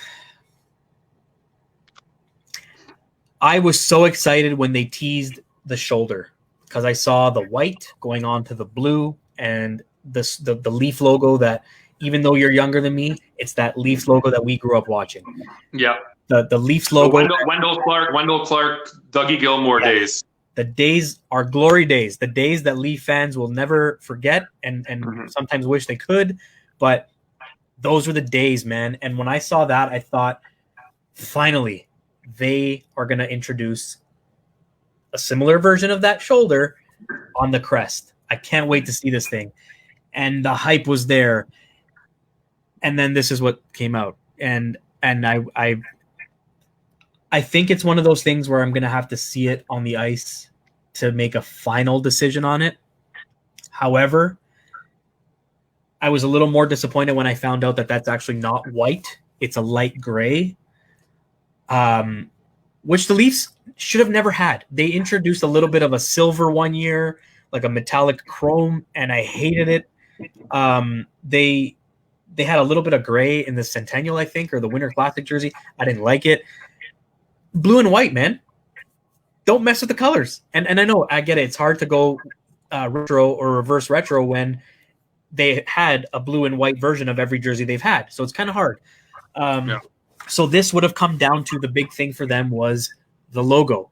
The logo was a make or break for this team, and they broke it. They broke it big time. They chose the one Leaf logo that I hate the most because it's got that random lowercase letter N in Toronto. And I know it's a historic thing. I don't like it. It throws off my OCD big time. So I'm very disappointed with the Leaf. The logo they chose. It is just a massive blue logo on a blue jersey, which throws me off too, with a white outline. I don't like it. So, and it's unfortunate because this is our team, man. So I'm gonna say nay to Tampa, nay to Toronto, and my just turned into a yay to Vancouver because that jersey looks so much nicer now next to these two. That's all I got. Yeah. If it was beside St. Louis and Colorado, you'd be like, it's a little different.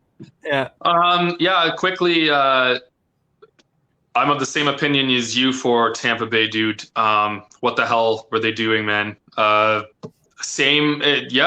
feel like I've seen that jersey the last 10 years. Like,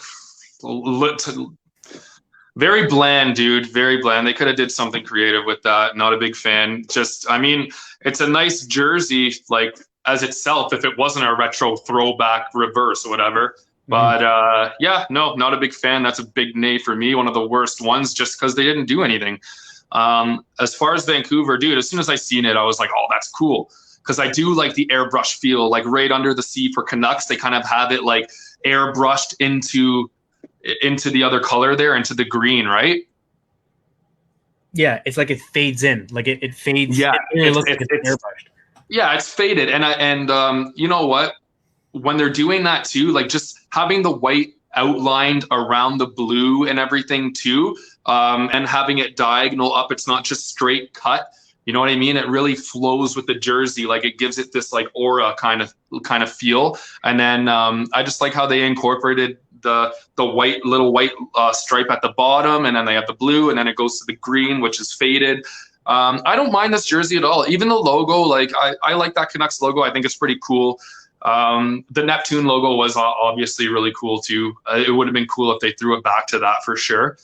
But as a jersey, like again, the designers went outside of the box on this one and really made a hockey jersey that wasn't, it's not the standard hockey jersey that you would make. It looks like an artist kind of had an idea and wanted to throw this together, and it is artistic to me. It's really cool. That brings us to the Leafs. I'll be pretty quick with this one. The leaf itself doesn't bother me, and I agree with you. The writing inside the leaf, the Toronto Maple Leafs, it just doesn't click for me, man. It's offsetting to me. It's just a weird. It doesn't scream Toronto Maple Leafs to me. It's just the writing, the lettering, whatever it is. It's unorganized to me in there. The blue and the blue, okay, that's cool and everything. I like it. It's a white outline leaf, so at least you can see the leaf or whatever. The leaf is massive.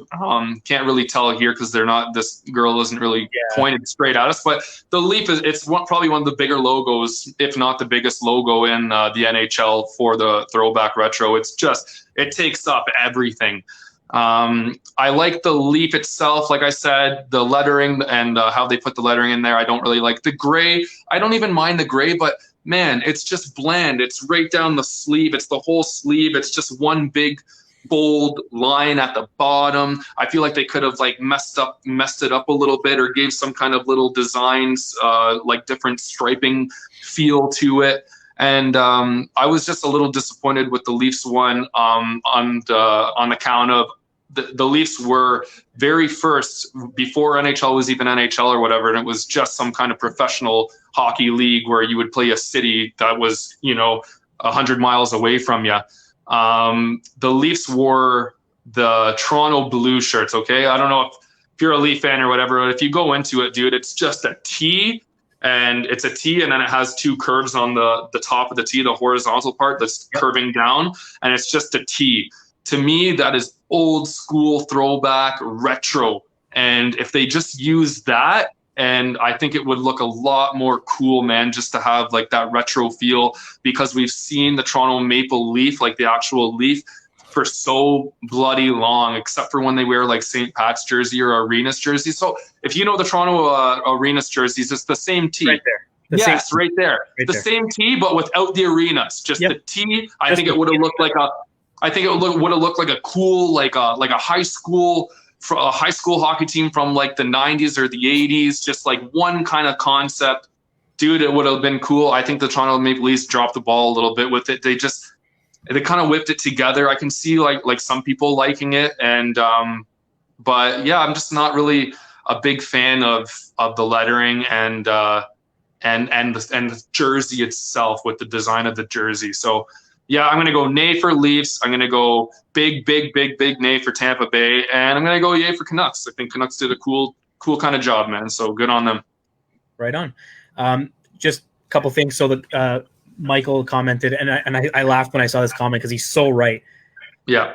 The Leaf jersey's disappointed. On the upside, it's disappointing. Sorry, on the upside, it'll look great on Carlton, and that's true because it's such a big logo. Yeah, and it's going to look great on Carlton. Absolutely, it is going to. Yeah, because Carlton's all white too, dude. So it'll bring a different color to them and everything, right? With the gray. Yeah, it'll look neat. Just heading back to what I was saying about Vancouver. So the logo, I'm not a fan of in that color scheme, but to stick to that color scheme, I feel like I would have liked that on the front of it. Well, that's cool. So this is their, I think they call it the Vachon or whatever it is. So I would have loved to see this on that exact color design. I think it would have looked really, really neat on that jersey. That being said, I think I would have preferred they would have gone again with the whole sunset, that Neptune, whatever it was there, that black and orange and yellow. Planet. Yeah. Now, if they didn't want to go that direction, they could have kept this logo, but look how sick it would have looked in these colors. Oh, yeah. See? Color. Look at that. That's pretty cool, dude. Where did you find that? I just found it really quick online, and I guess someone else was talking about the same thing. Had the same mindset and thinking of us for sure, yeah. So that that would be electric, man. Yeah, that would have been one of my top jerseys had they gone that direction with it. With the Leafs, and again, anybody who's in Leafs land on Facebook would have seen me share it. My concept design of what I would have chosen, I would have gone this direction with it. Maybe not even with the same Pats in the middle, just the white leaf, and maybe have that T in the middle in the blue, something along those lines. With a smaller crest up on the chest, I think it would have done it more justice. It would have looked more classy. I probably would have gone away with the gray and stuck with the white. But again, concept version of it, I got it. That's a lot of 80s you got in there for sure. Yeah, like a lot of people liked it, a lot of people hated it, whatever the case may be. And then it's so simplistic that it's beautiful. That's what it is. It's simplistic and easy, and sometimes that's like the best, right? That's the best way to do it. Yeah, and then I threw together the going back to the same Pats, and this one kind of grew on me even more. I'm not a huge fan of the same Pats logos, but seeing it like this kind of made me feel like, hey, you know what? I like it. It's pretty neat. But unfortunately, I think whoever was the contact designer from MLSE who was talking to the designer at Adidas, I think two worlds collided, and that's what came out of it. And I'm not a fan of it at all. I don't like the logo. I feel like they could have done so much better. So I'm kind of hoping they don't wear this that often.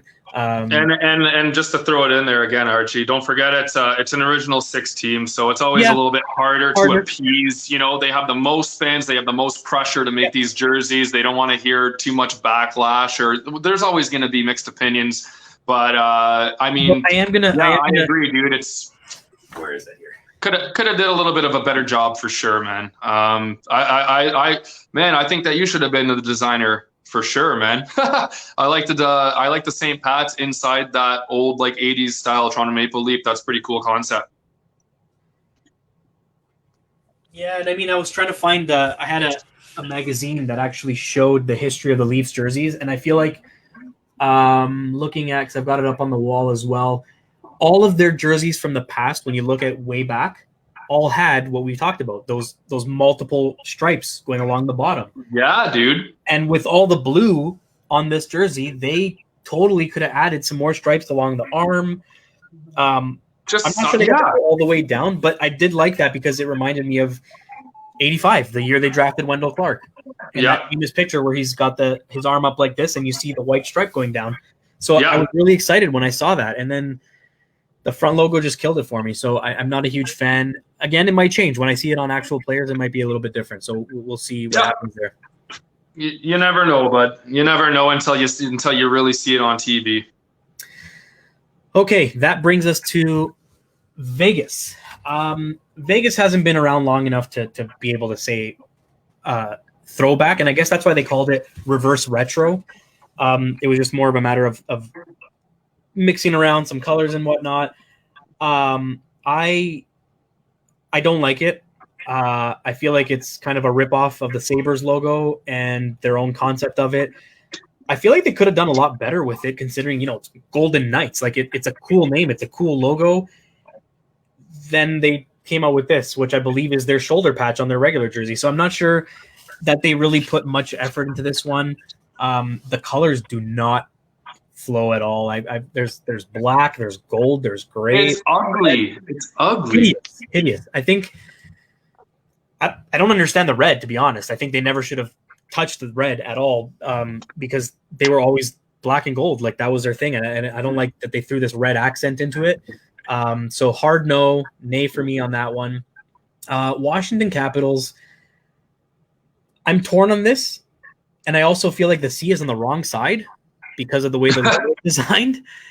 But I'm a fan of the Washington logo. And again, they Americanized their logo with the stars, and, having the eagle on there. It's kind of cool. Gives me a look. It actually reminds me of Ed Belfour's helmet when he played on the Blackhawks with the eagle on it. So it's kind of cool. I like the logo. Again, they kind of got that Capitals thing going along the front, very retro. I like it. It fills the jersey nicely.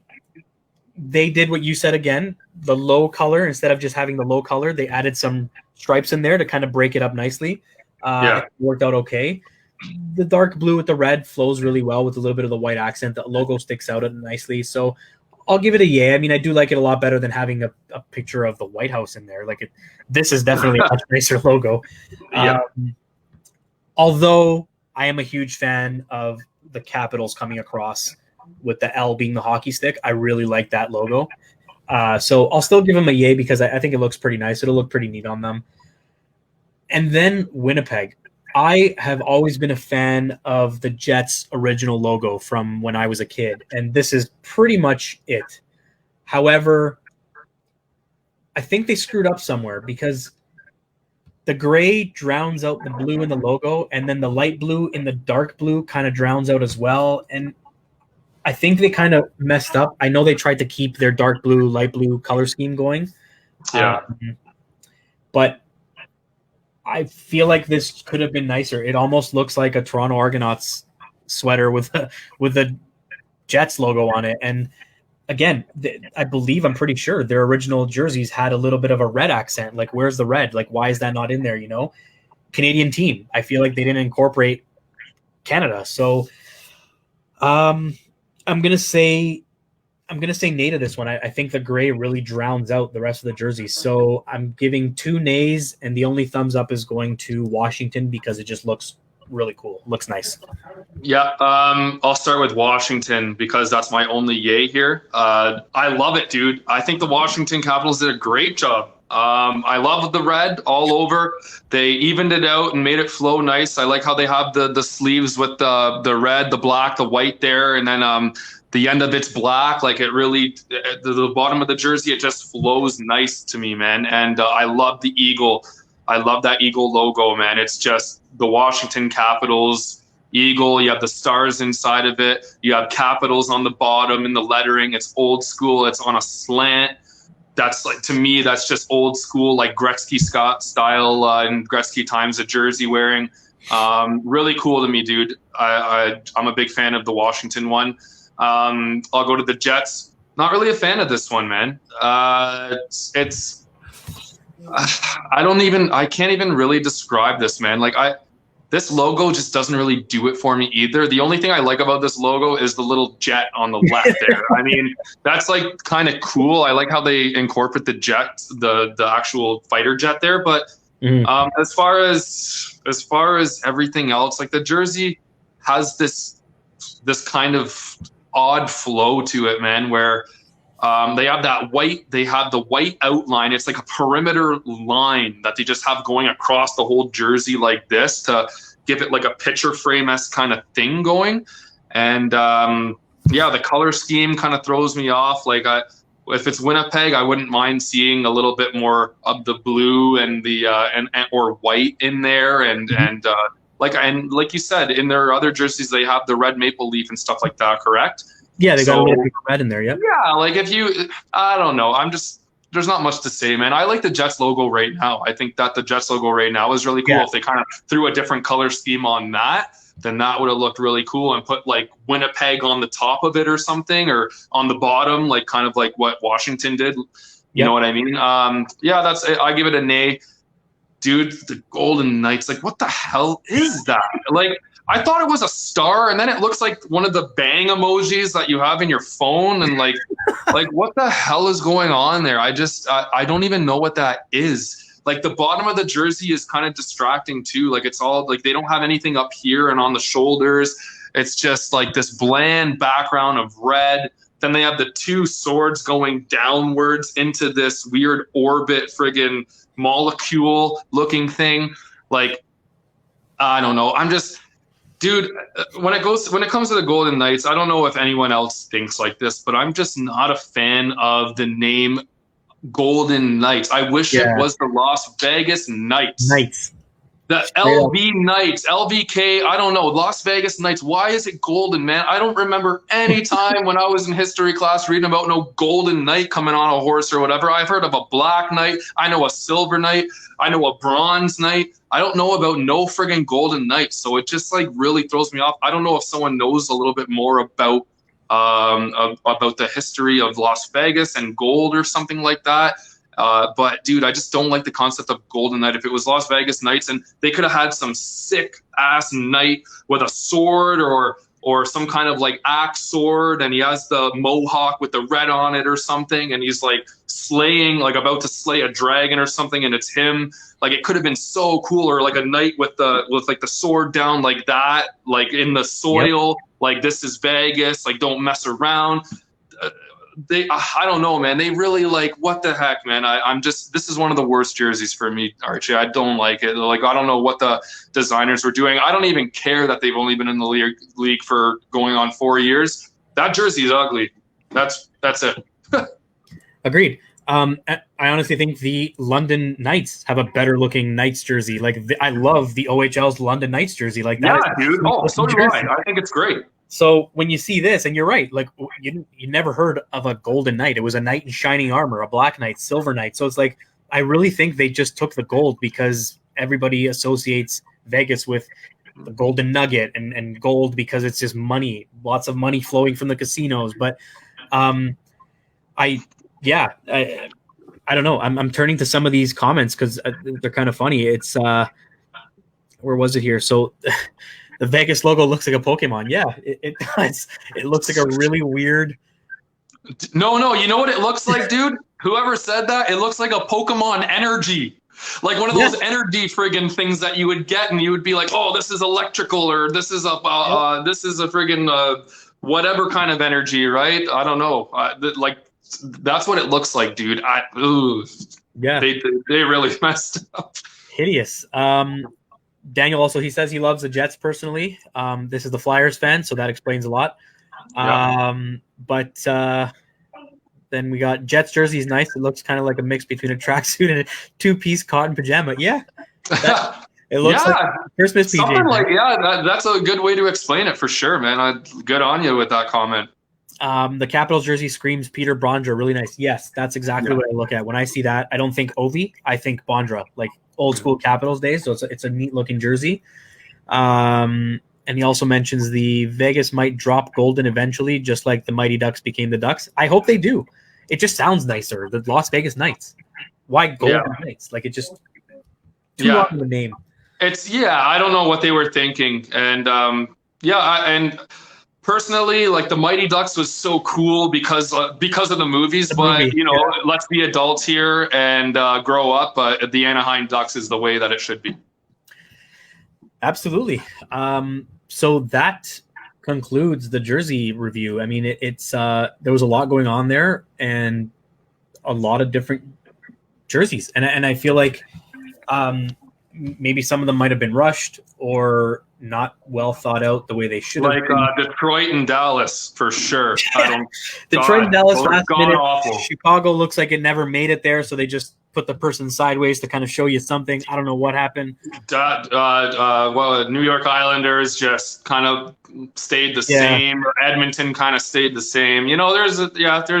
There's a couple of them that kind of dropped the ball a little bit, but at the same time, it's really fun to talk about it because, hell, Archie, it's the only kind of hockey news, positive kind of news or something that we could actually debate in a month and a half. So, well, we do have more. We're at an hour 40 minutes. I don't know how much time you've got here. If we want to go through some more quick stuff here.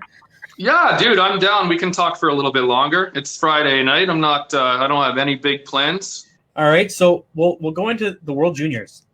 Everybody loves junior hockey. I know you do. I do as well. It is the most exciting thing about Christmas for me. Like, I love watching the juniors. And it opens up on Christmas Day this year, not Boxing Day. Even better. Like, it's just junior hockey is a whole other level of excitement. It's fast-paced. It's just great hockey. Like, you see skill level at a skill level you're not used to seeing in the NHL. The NHL has skill. Junior hockey, it's almost like this is their resume. This is their chance to show what I got. Like, I am representing my country, and at the same time, that NHL team that drafted me or that's got their eyes on me, this is my chance to showcase. Everybody's got their eyes on the juniors. When you're on that type of stage, man, think about this. Your whole country's watching you. You're 16, 17, 18, 19-year-old kid, man. Imagine if you're not signed yet and there's just scouts looking to maybe have an interview with you after the game or scheduled for you.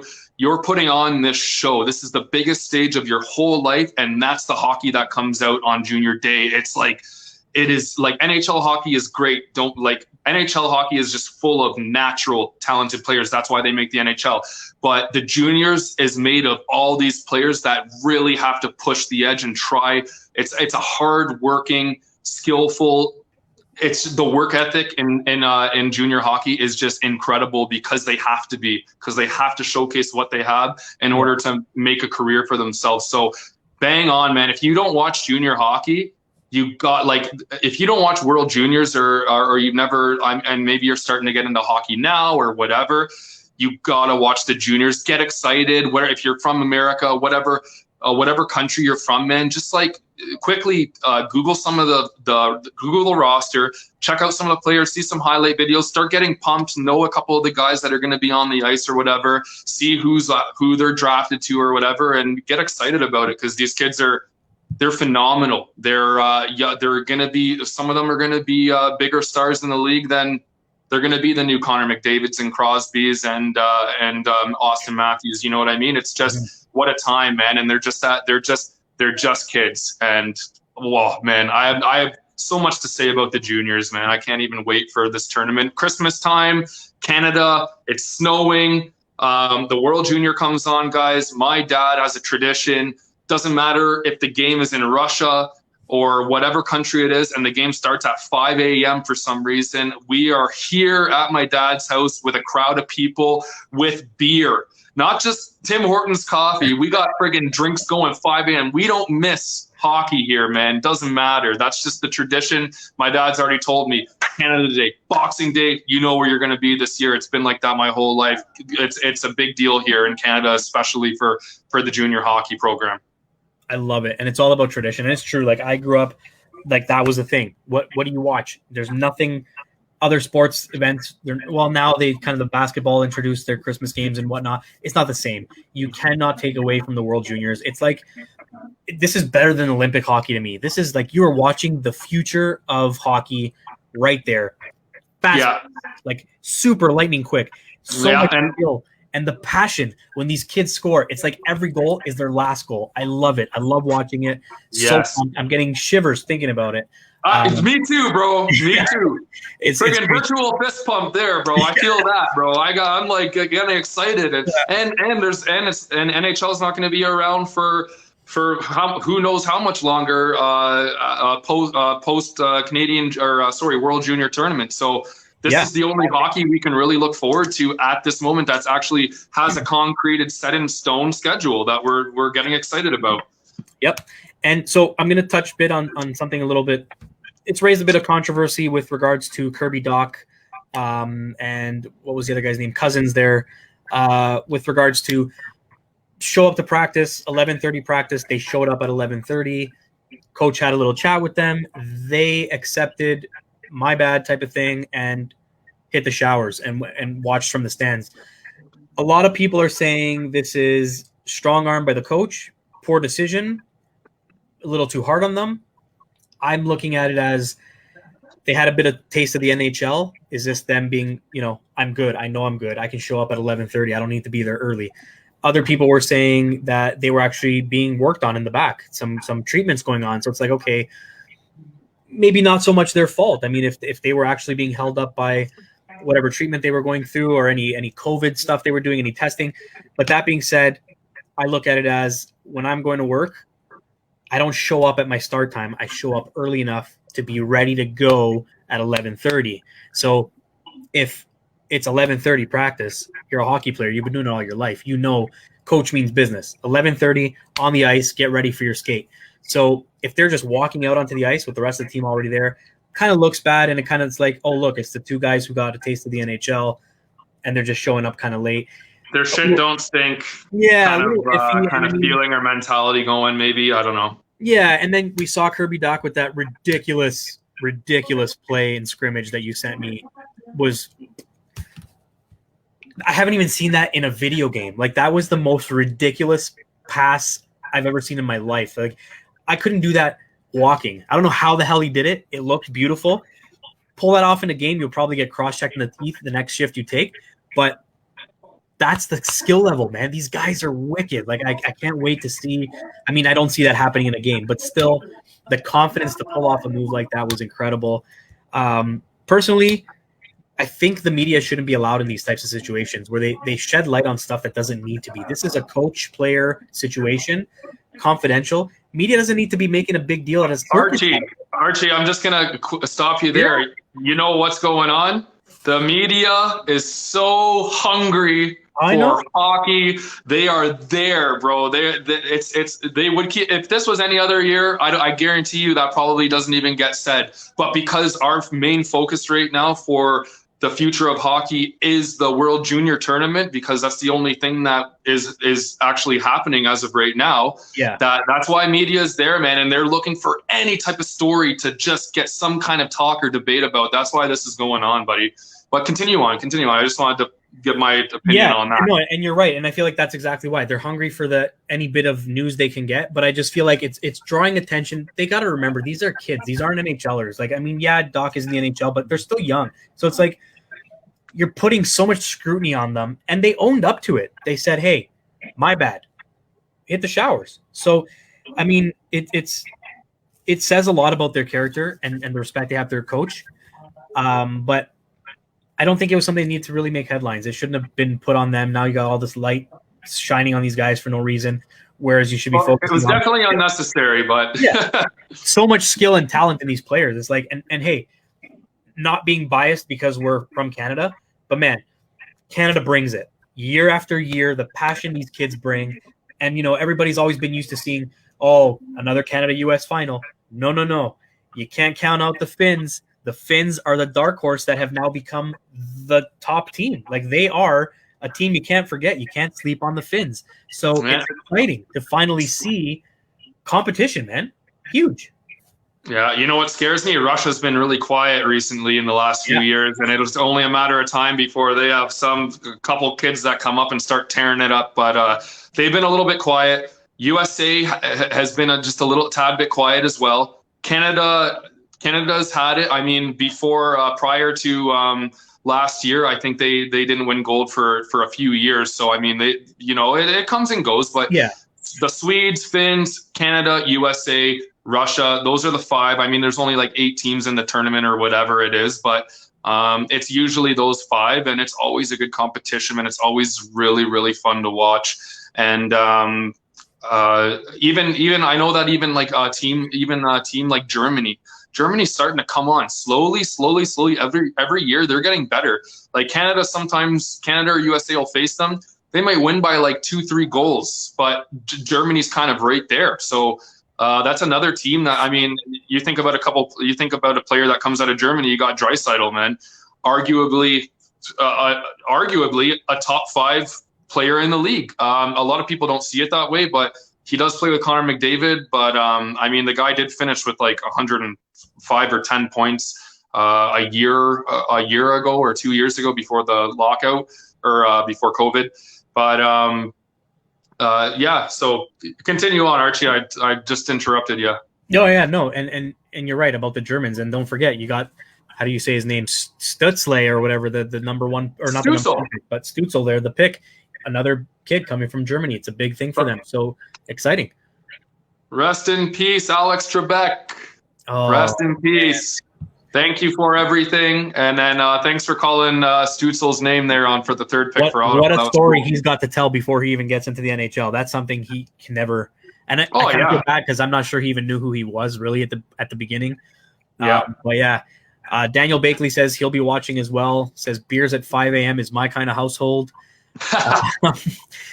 Goes on to say they use the juniors as a stepping stone to the NHL, so they want to put on a show. And it's true. This is it. This is their audition.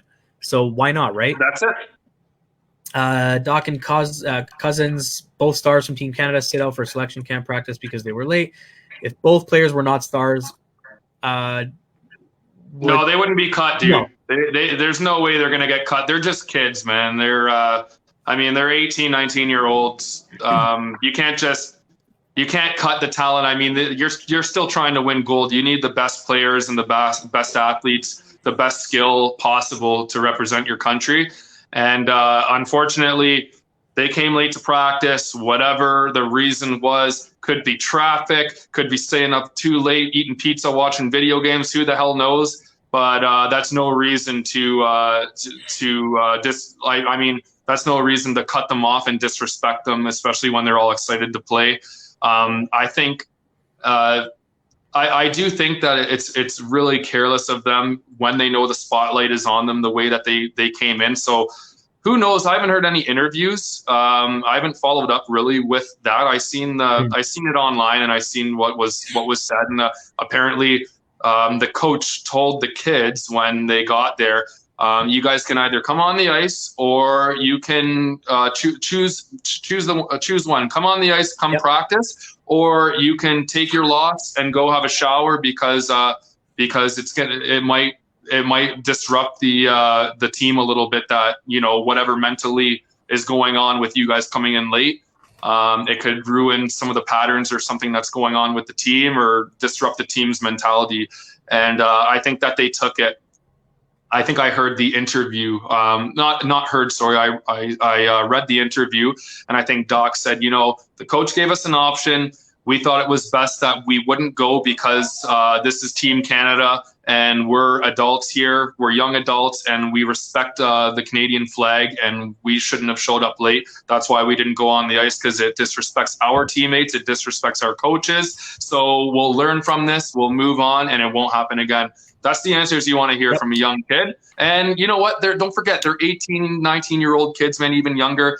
And sometimes it takes a lesson like that to be learned for you not to do something like that again. And I'm sure that they learned a pretty valuable lesson, because they won't be showing up late to their NHL practices anytime soon. Agreed, 100%. And I think they took the high road, man. They accepted it. They took responsibility for being late, and it was played well. Again, the media blew this out of proportion. It didn't need to even get to that extent. So it is what it is. World Juniors, can't wait for that to start. It's our first taste of hockey since the playoffs ended, and it's fun hockey. It's not, there's no boring, 1-0 games. We're talking end-to-end, back-and-forth action. So exciting stuff coming up with the juniors. That being said, going on to the upcoming season. So the original December date got axed early on. We knew that wasn't going to happen. I feel like they probably could have pulled something off for mid-December, so I'm not sure why they didn't, especially with the NBA going on in December. They're starting it and they're able to squeeze in a 72 game season, I believe.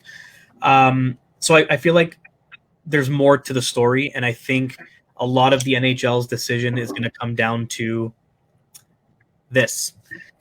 What happens with the ECHL and the AHL? This is the feeder system, the support system for the NHL when players get hurt. So we're seeing it in football right now. Football players are going down steady every night, every game. Season-ending injuries. Even in basketball, you got players tearing Achilles before the season even starts. So you need to have your feeder system in order to be able to play. And the ECHL, one entire division dropped out, which includes the Leafs farm team. So you have that going on. The AHL is currently set to start in first week of February. So with that being said, if they do start in February, I'm assuming the NHL would start in and around the same time, again, because of what happens, right? If someone gets hurt. Now, another thing I had heard that I kind of didn't think would be a bad idea is if both leagues were to collapse this year and cancel and just not play, the potential option for each team to carry an additional 10 players on their roster. So did you read about that today or yesterday? I read that. So is that set in stone, or is that just a topic of discussion? So they talked about it on Overdrive, and a few other shows, a few other podcasts have mentioned it as well. Because that makes sense, right, Archie? Yeah. But then you got to think about the salary cap issues and what the hell's going on with that. But that is just a topic of discussion right now. It's not set in stone, right? Yeah, it's not set in stone because the seasons haven't been scrapped yet, but you do have like the entire 6 teams that dropped out of that division, the ECHL, are now not available for the AHL team. So if the Leafs need a call up from the Marlies can't backfill from their roster, from their farm, because they're not playing. So the opportunity is there. They scrap both leagues for the season,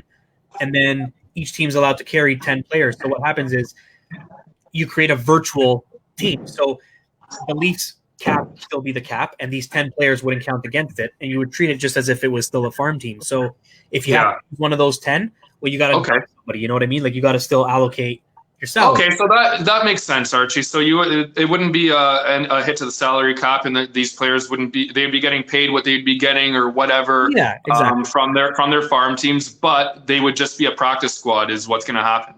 Right, they'll practice with the team, or they'll have their own separate practices away from the team, but they'll stay sharp. That's what it is, right? Exactly, and the whole thing with travel, right? So now it's like, okay, NHL teams, they're flying in and out on planes, and farm teams really are bussing around, right?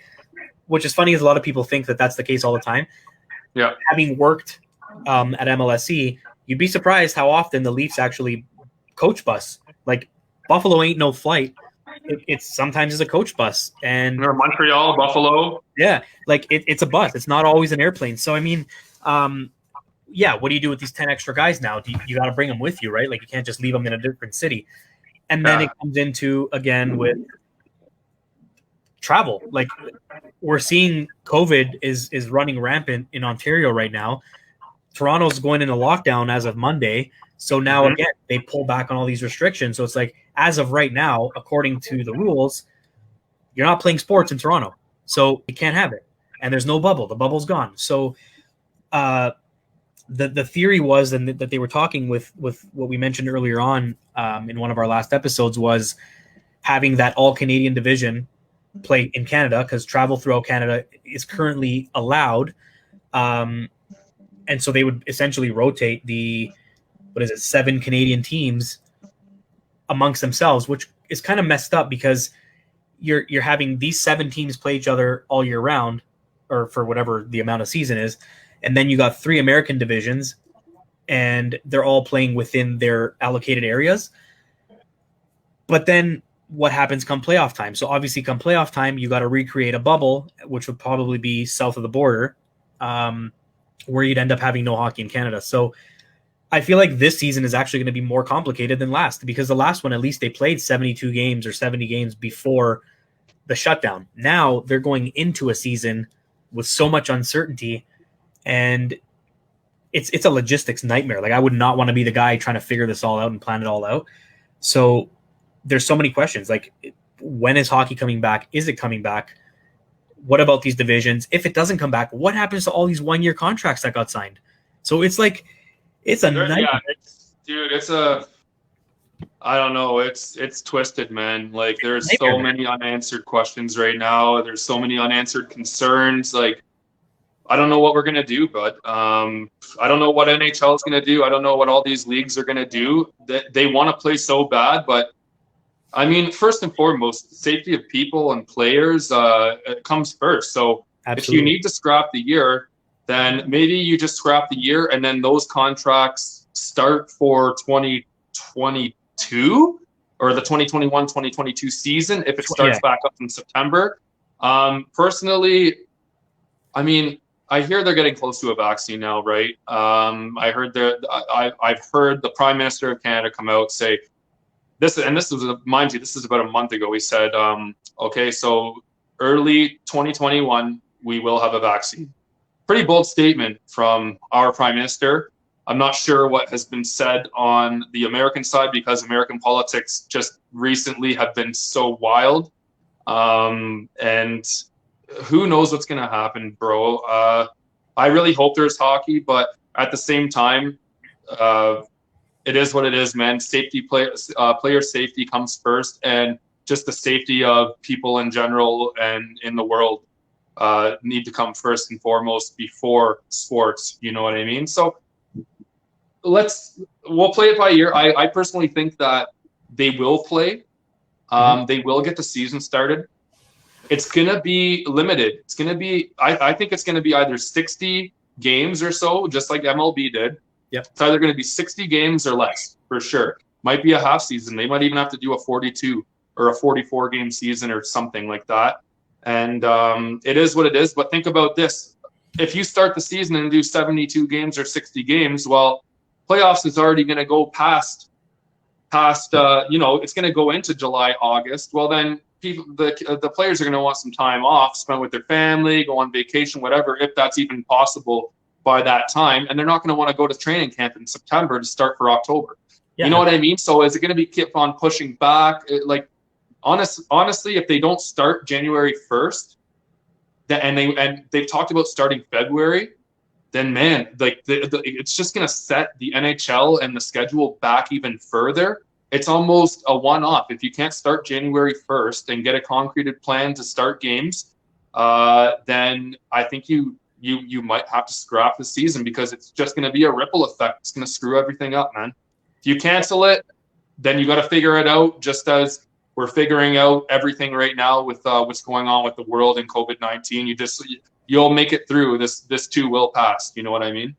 Yeah, and that's exactly it, right? Like if it comes down to player safety, obviously that's number one. And I know at the end of the day, there's so much more to it, and I don't even want to get into it. There's the politics behind it with owners asking players to take pay cuts and this and that, and escrow. It's happening everywhere though, because there's like the Tampa Bay Lightning just fired 30 staff members. They just won the cup, and they're firing people. So, in Toronto, again, I still have some contacts there, and I know that a lot of people have been laid off, especially with no Raptors playing in Toronto. Yeah. No concerts. So the arena's going to get set up for hockey and be left that way. And Blue Jays didn't play in Toronto. No Raptors. It's unfortunate to be a Toronto fan right now, guys, because at least in the U.S. cities, the teams move around out there and are going. NFL's still going stadium to stadium, and unfortunately, Toronto, you can't cross the border, and we have big four sports here, man. Aside from NFL. But we do have baseball. We're the only baseball team in Canada, and we're the only basketball team in Canada. So it really affects Torontonians for their fans, man, because we have, they're not going to let other teams come in over the border, I don't think, anytime soon without this vaccine distributed out. So we'll see what happens. But I mean, who knows, bro? Who knows, Archie? It's just up in the air still. We're getting so close to this January 1st start date that they talked about 3 weeks ago, and it's inching in. Christmas is just about a month away, and you need to get players starting to go to training camp as soon as possible. let's say training camp, people should be in training camp the first week of December. That's 2 weeks away. They should start packing their bags and get in there. I don't know. There's no concreted plan, but I really do hope there is hockey. But I'll understand if there's not, just because of player safety and people's safety all over the world. Yeah, and now that being said, there is a little bit of interesting, because it's kind of like you put 2 and 2 together. Hockey, this is normally their the cancer awareness campaign that they do. So the light purple jerseys they do every season. So they're still raising awareness on the sidelines. And in doing so, Toronto did their usual, the CN Tower turned purple to represent and whatnot. And a bunch of Leaf players started posting on Instagram the picture of the CN Tower. So it's kind of like, oh, well, the players are in Toronto. That's a good sign. They're here. Did you see, Archie, you see Mikko Lehtinen left Helsinki today or something? He's coming over? So he left. He terminated his contract. He's on his way to Toronto. So another good sign. Obviously, he got direction from someone, because they're mid-season there. So he got direction from someone saying, okay. So obviously they might know something that fans just hasn't been released out to us yet. So exactly. That's a positive sign that the season will start anyway, that this kid's coming over. Exactly. I almost think that the owners have been told, hey, start getting your crews together, start getting your teams together. It's a matter of, crossing T's and dotting our I's. We're almost there, but get ready. So it's definitely a positive thing to look at, because they could have let Lehtinen stay there and finish the season. But the fact that they've told him, terminate that contract, it's over, you're coming to Toronto, that's a good sign. And I cannot wait. I have so much expectations for this kid, and I call him a kid. He's not a kid. 26 years old. Yeah, man. I watching him play, I've been watching a lot of his highlights and his plays. His awareness with the puck is on another level, and I'm so excited to have this guy. I think he's a late bloomer story, bud. I think he's a late bloomer, and he looks like a star.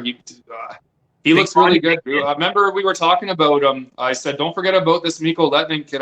I've watched a few videos. I've been talking to a couple of my close buddies that are huge NHL fans, and they've known about this kid. So, not a kid. This guy's a full-grown ass man. Exactly. So, he's ready to shine. And what's good about him is he's 26. So what you see this year is what he is. You know what I mean? There's no growing. Yep. There's not really much growth that he needs to do. There's no declining. This is him. So we'll know with a 1-year contract. Maybe he gets an extension after this year if hockey does continue. So we'll see. So I'm excited. And again, it was positive news to see that happen with teams being in their respective cities. So hopefully that's a sign of good things to come.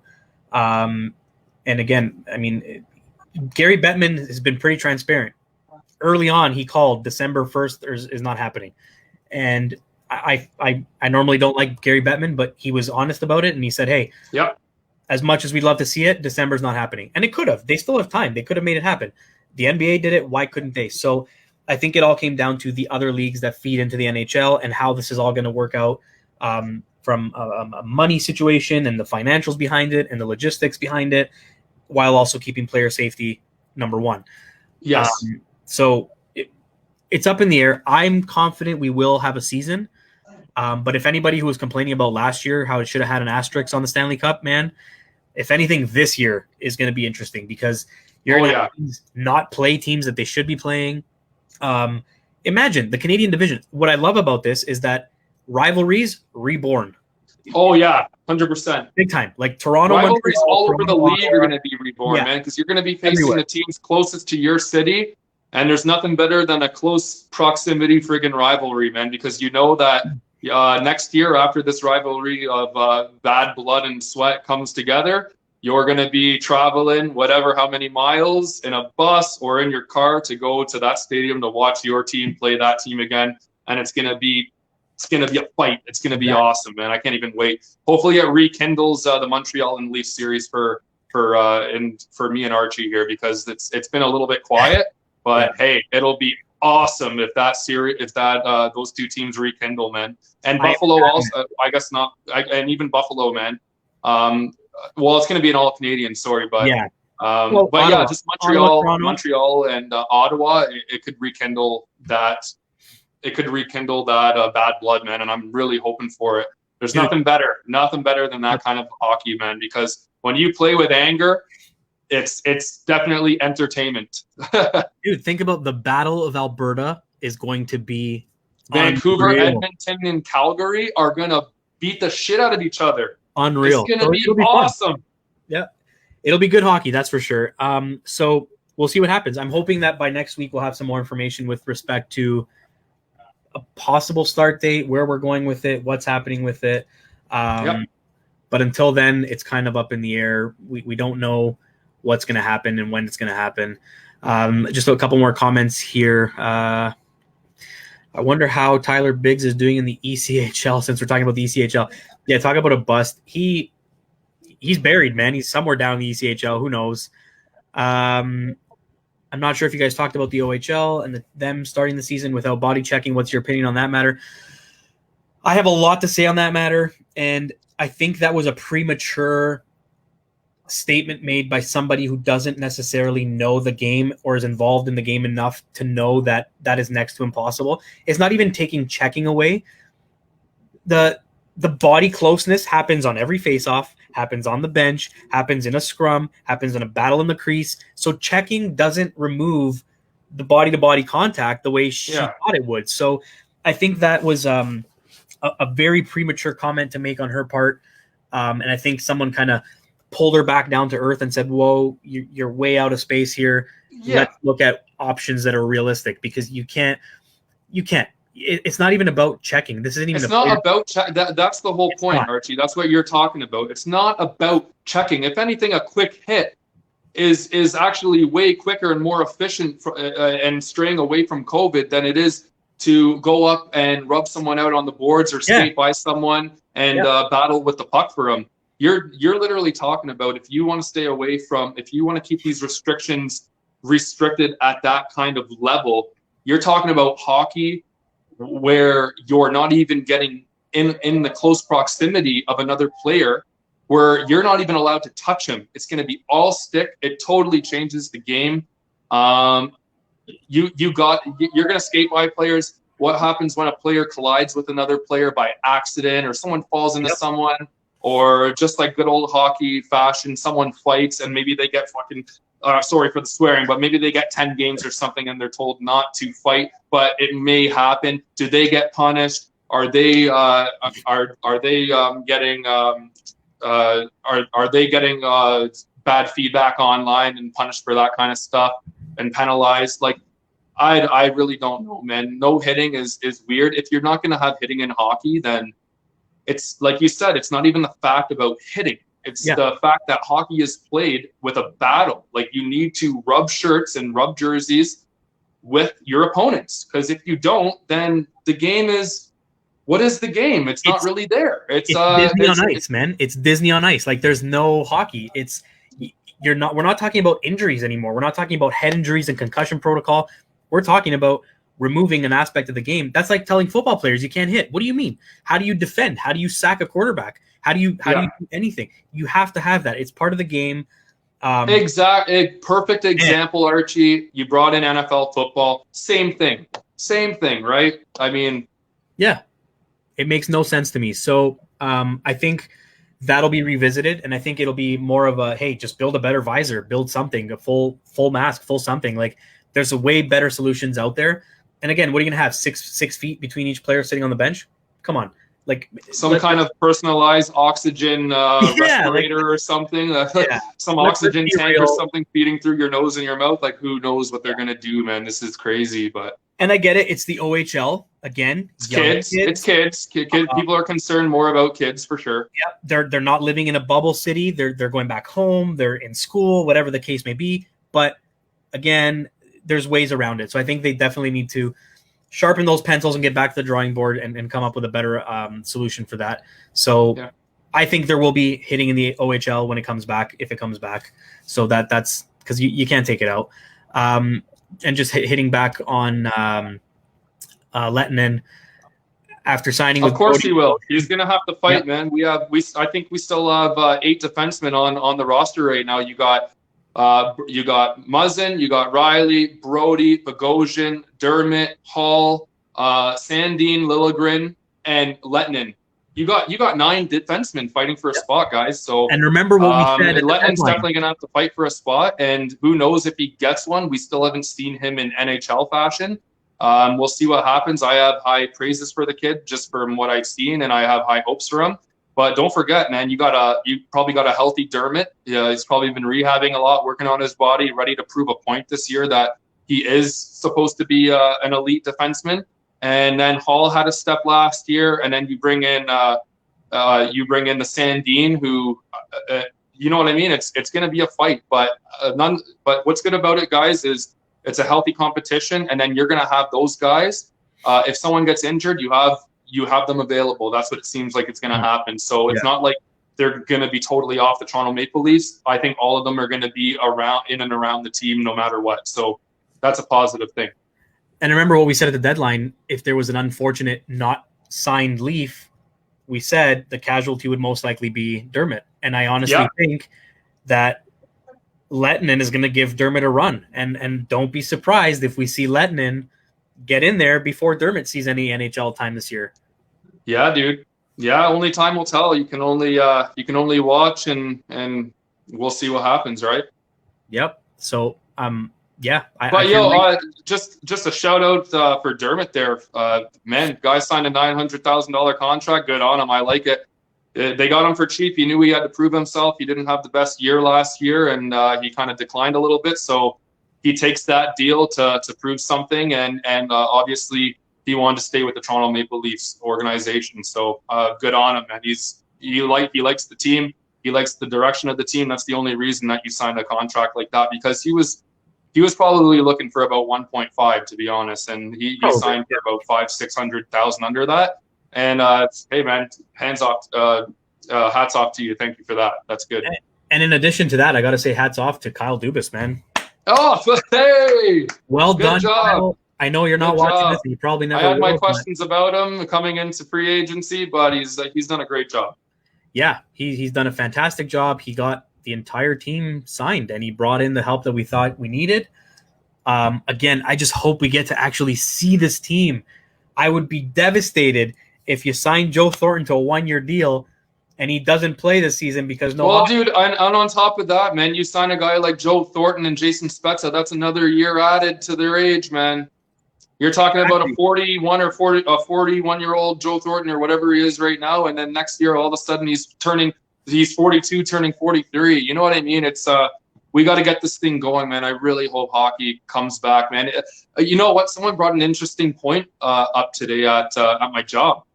He was like, man, I really feel sorry for Alexander Ovechkin. The guy wanted to break Gretzky's record. What happens now? He had to play a shortened season already, and now we might play another short season. Well, hey, man, you're not going to catch Gretzky now, man. You're going to be way behind the ball, and he actually had a legitimate chance. So it just kind of sucks for hockey in that sense, because as much as I'm patriotic Canadian and I love Wayne Gretzky, I still would not mind at all watching a goal scorer like Alexander Ovechkin either tie the record or break it, just because I'm a hockey nerd, I'm a hockey fan, and to be able to do that is massive, is huge. So unfortunately, little things like that, just in the game itself, outside of the game, you think about those little weird things, and it all just comes in together in the big cluster that is the NHL and COVID-19.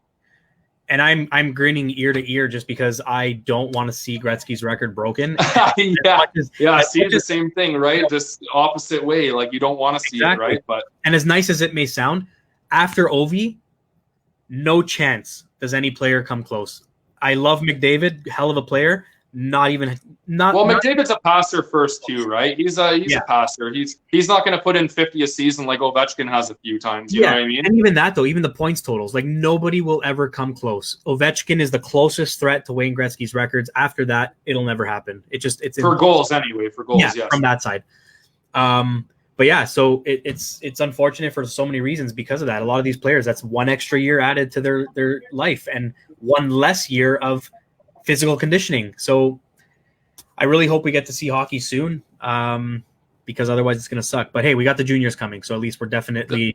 That's what we're looking forward to, Archie. Everyone, I'm telling you right now, get on the IIHF junior bandwagon, because if you like hockey, that's the thing to be excited about right now. And I'm really excited about it, man. Every single year, like I said, we're ready to go in my household. So let's I can't even wait, man. Even the practices, I can't wait for the prelims, whatever, man. It's going to be awesome.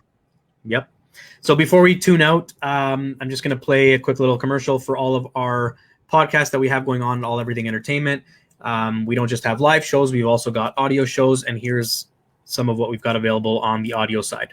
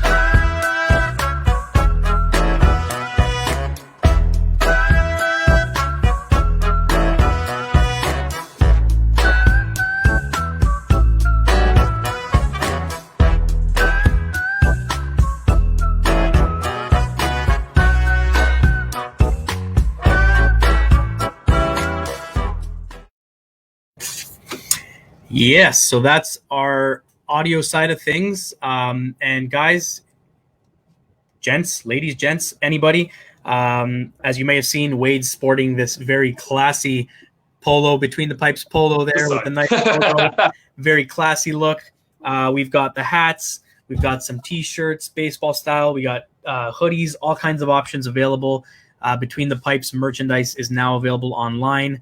Visit shop.spreadshirt.ca/between-the-pipes. Again, it's scrolling along the bottom there. You can purchase pretty much anything. And even if there's something you like on the site that's not shown in the catalog, you can actually choose to design it using the logo. So men's, women's, kids, everything. It's all there. Mugs, whatever you want, accessories, it's all available to you. We appreciate the support as well. And of course, for everybody who's tuned in, as always, thank you so much for everything. We are starting, as I said, this is officially the launch of season 2 of Between the Pipes. Just finalizing a few things on a special guest interview for next week. I'm not going to give any details just yet until I finalize that, but I am looking to have a guest for us to interview. So it'll be a fun conversation to have with somebody from the European side of hockey and having some insight on how things are going over there. So yeah, next Friday we'll be back here again. And again, a reminder for anybody who's looking at any Manscaped products, as Wade mentioned earlier, great product, super awesome Christmas gift. If you're stuck, not sure what to buy somebody, have it shipped directly to their home. Visit manscaped.com, promo code BTP2020, 20% off, free shipping. You can't go wrong. The kits are awesome. It's a total guys product. Guys product. Give you an idea. It comes in a sweet box. It's wrapped really nice. It's really cool. Really great set, really great gift. Any guy will. And it's for a good cause too. It's for a good cause. Don't forget, it's donated, whatever type of percentage it was, I forget, but percentage goes to men's health awareness. So that's pretty cool. Absolutely. So with that, before we let you go, here's a look at our podcast on the video side.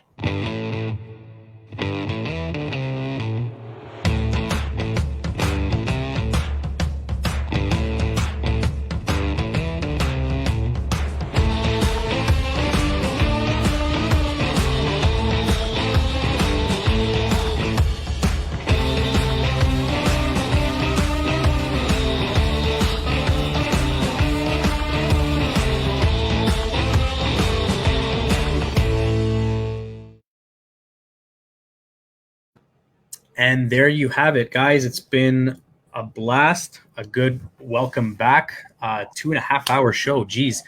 But yeah, Wade, Thank you, my man, for joining us again. Your input and insight is always super grateful. And of course, the knowledge you bring to this podcast is awesome and much appreciated, my friend. Oh shucks, stop it! You're don't be too humble. You run the show, buddy. You do a great job, Archie. You ask the right questions. We get into it, and your hockey knowledge. You're a hockey nerd, and it's a lot of fun to be a hockey nerd, man. I tell you. I'm glad I could be a hockey nerd with you. Absolutely, guys. Thanks again. Thanks for tuning in. We'll see you next week, Friday, 7:30. Don't miss it.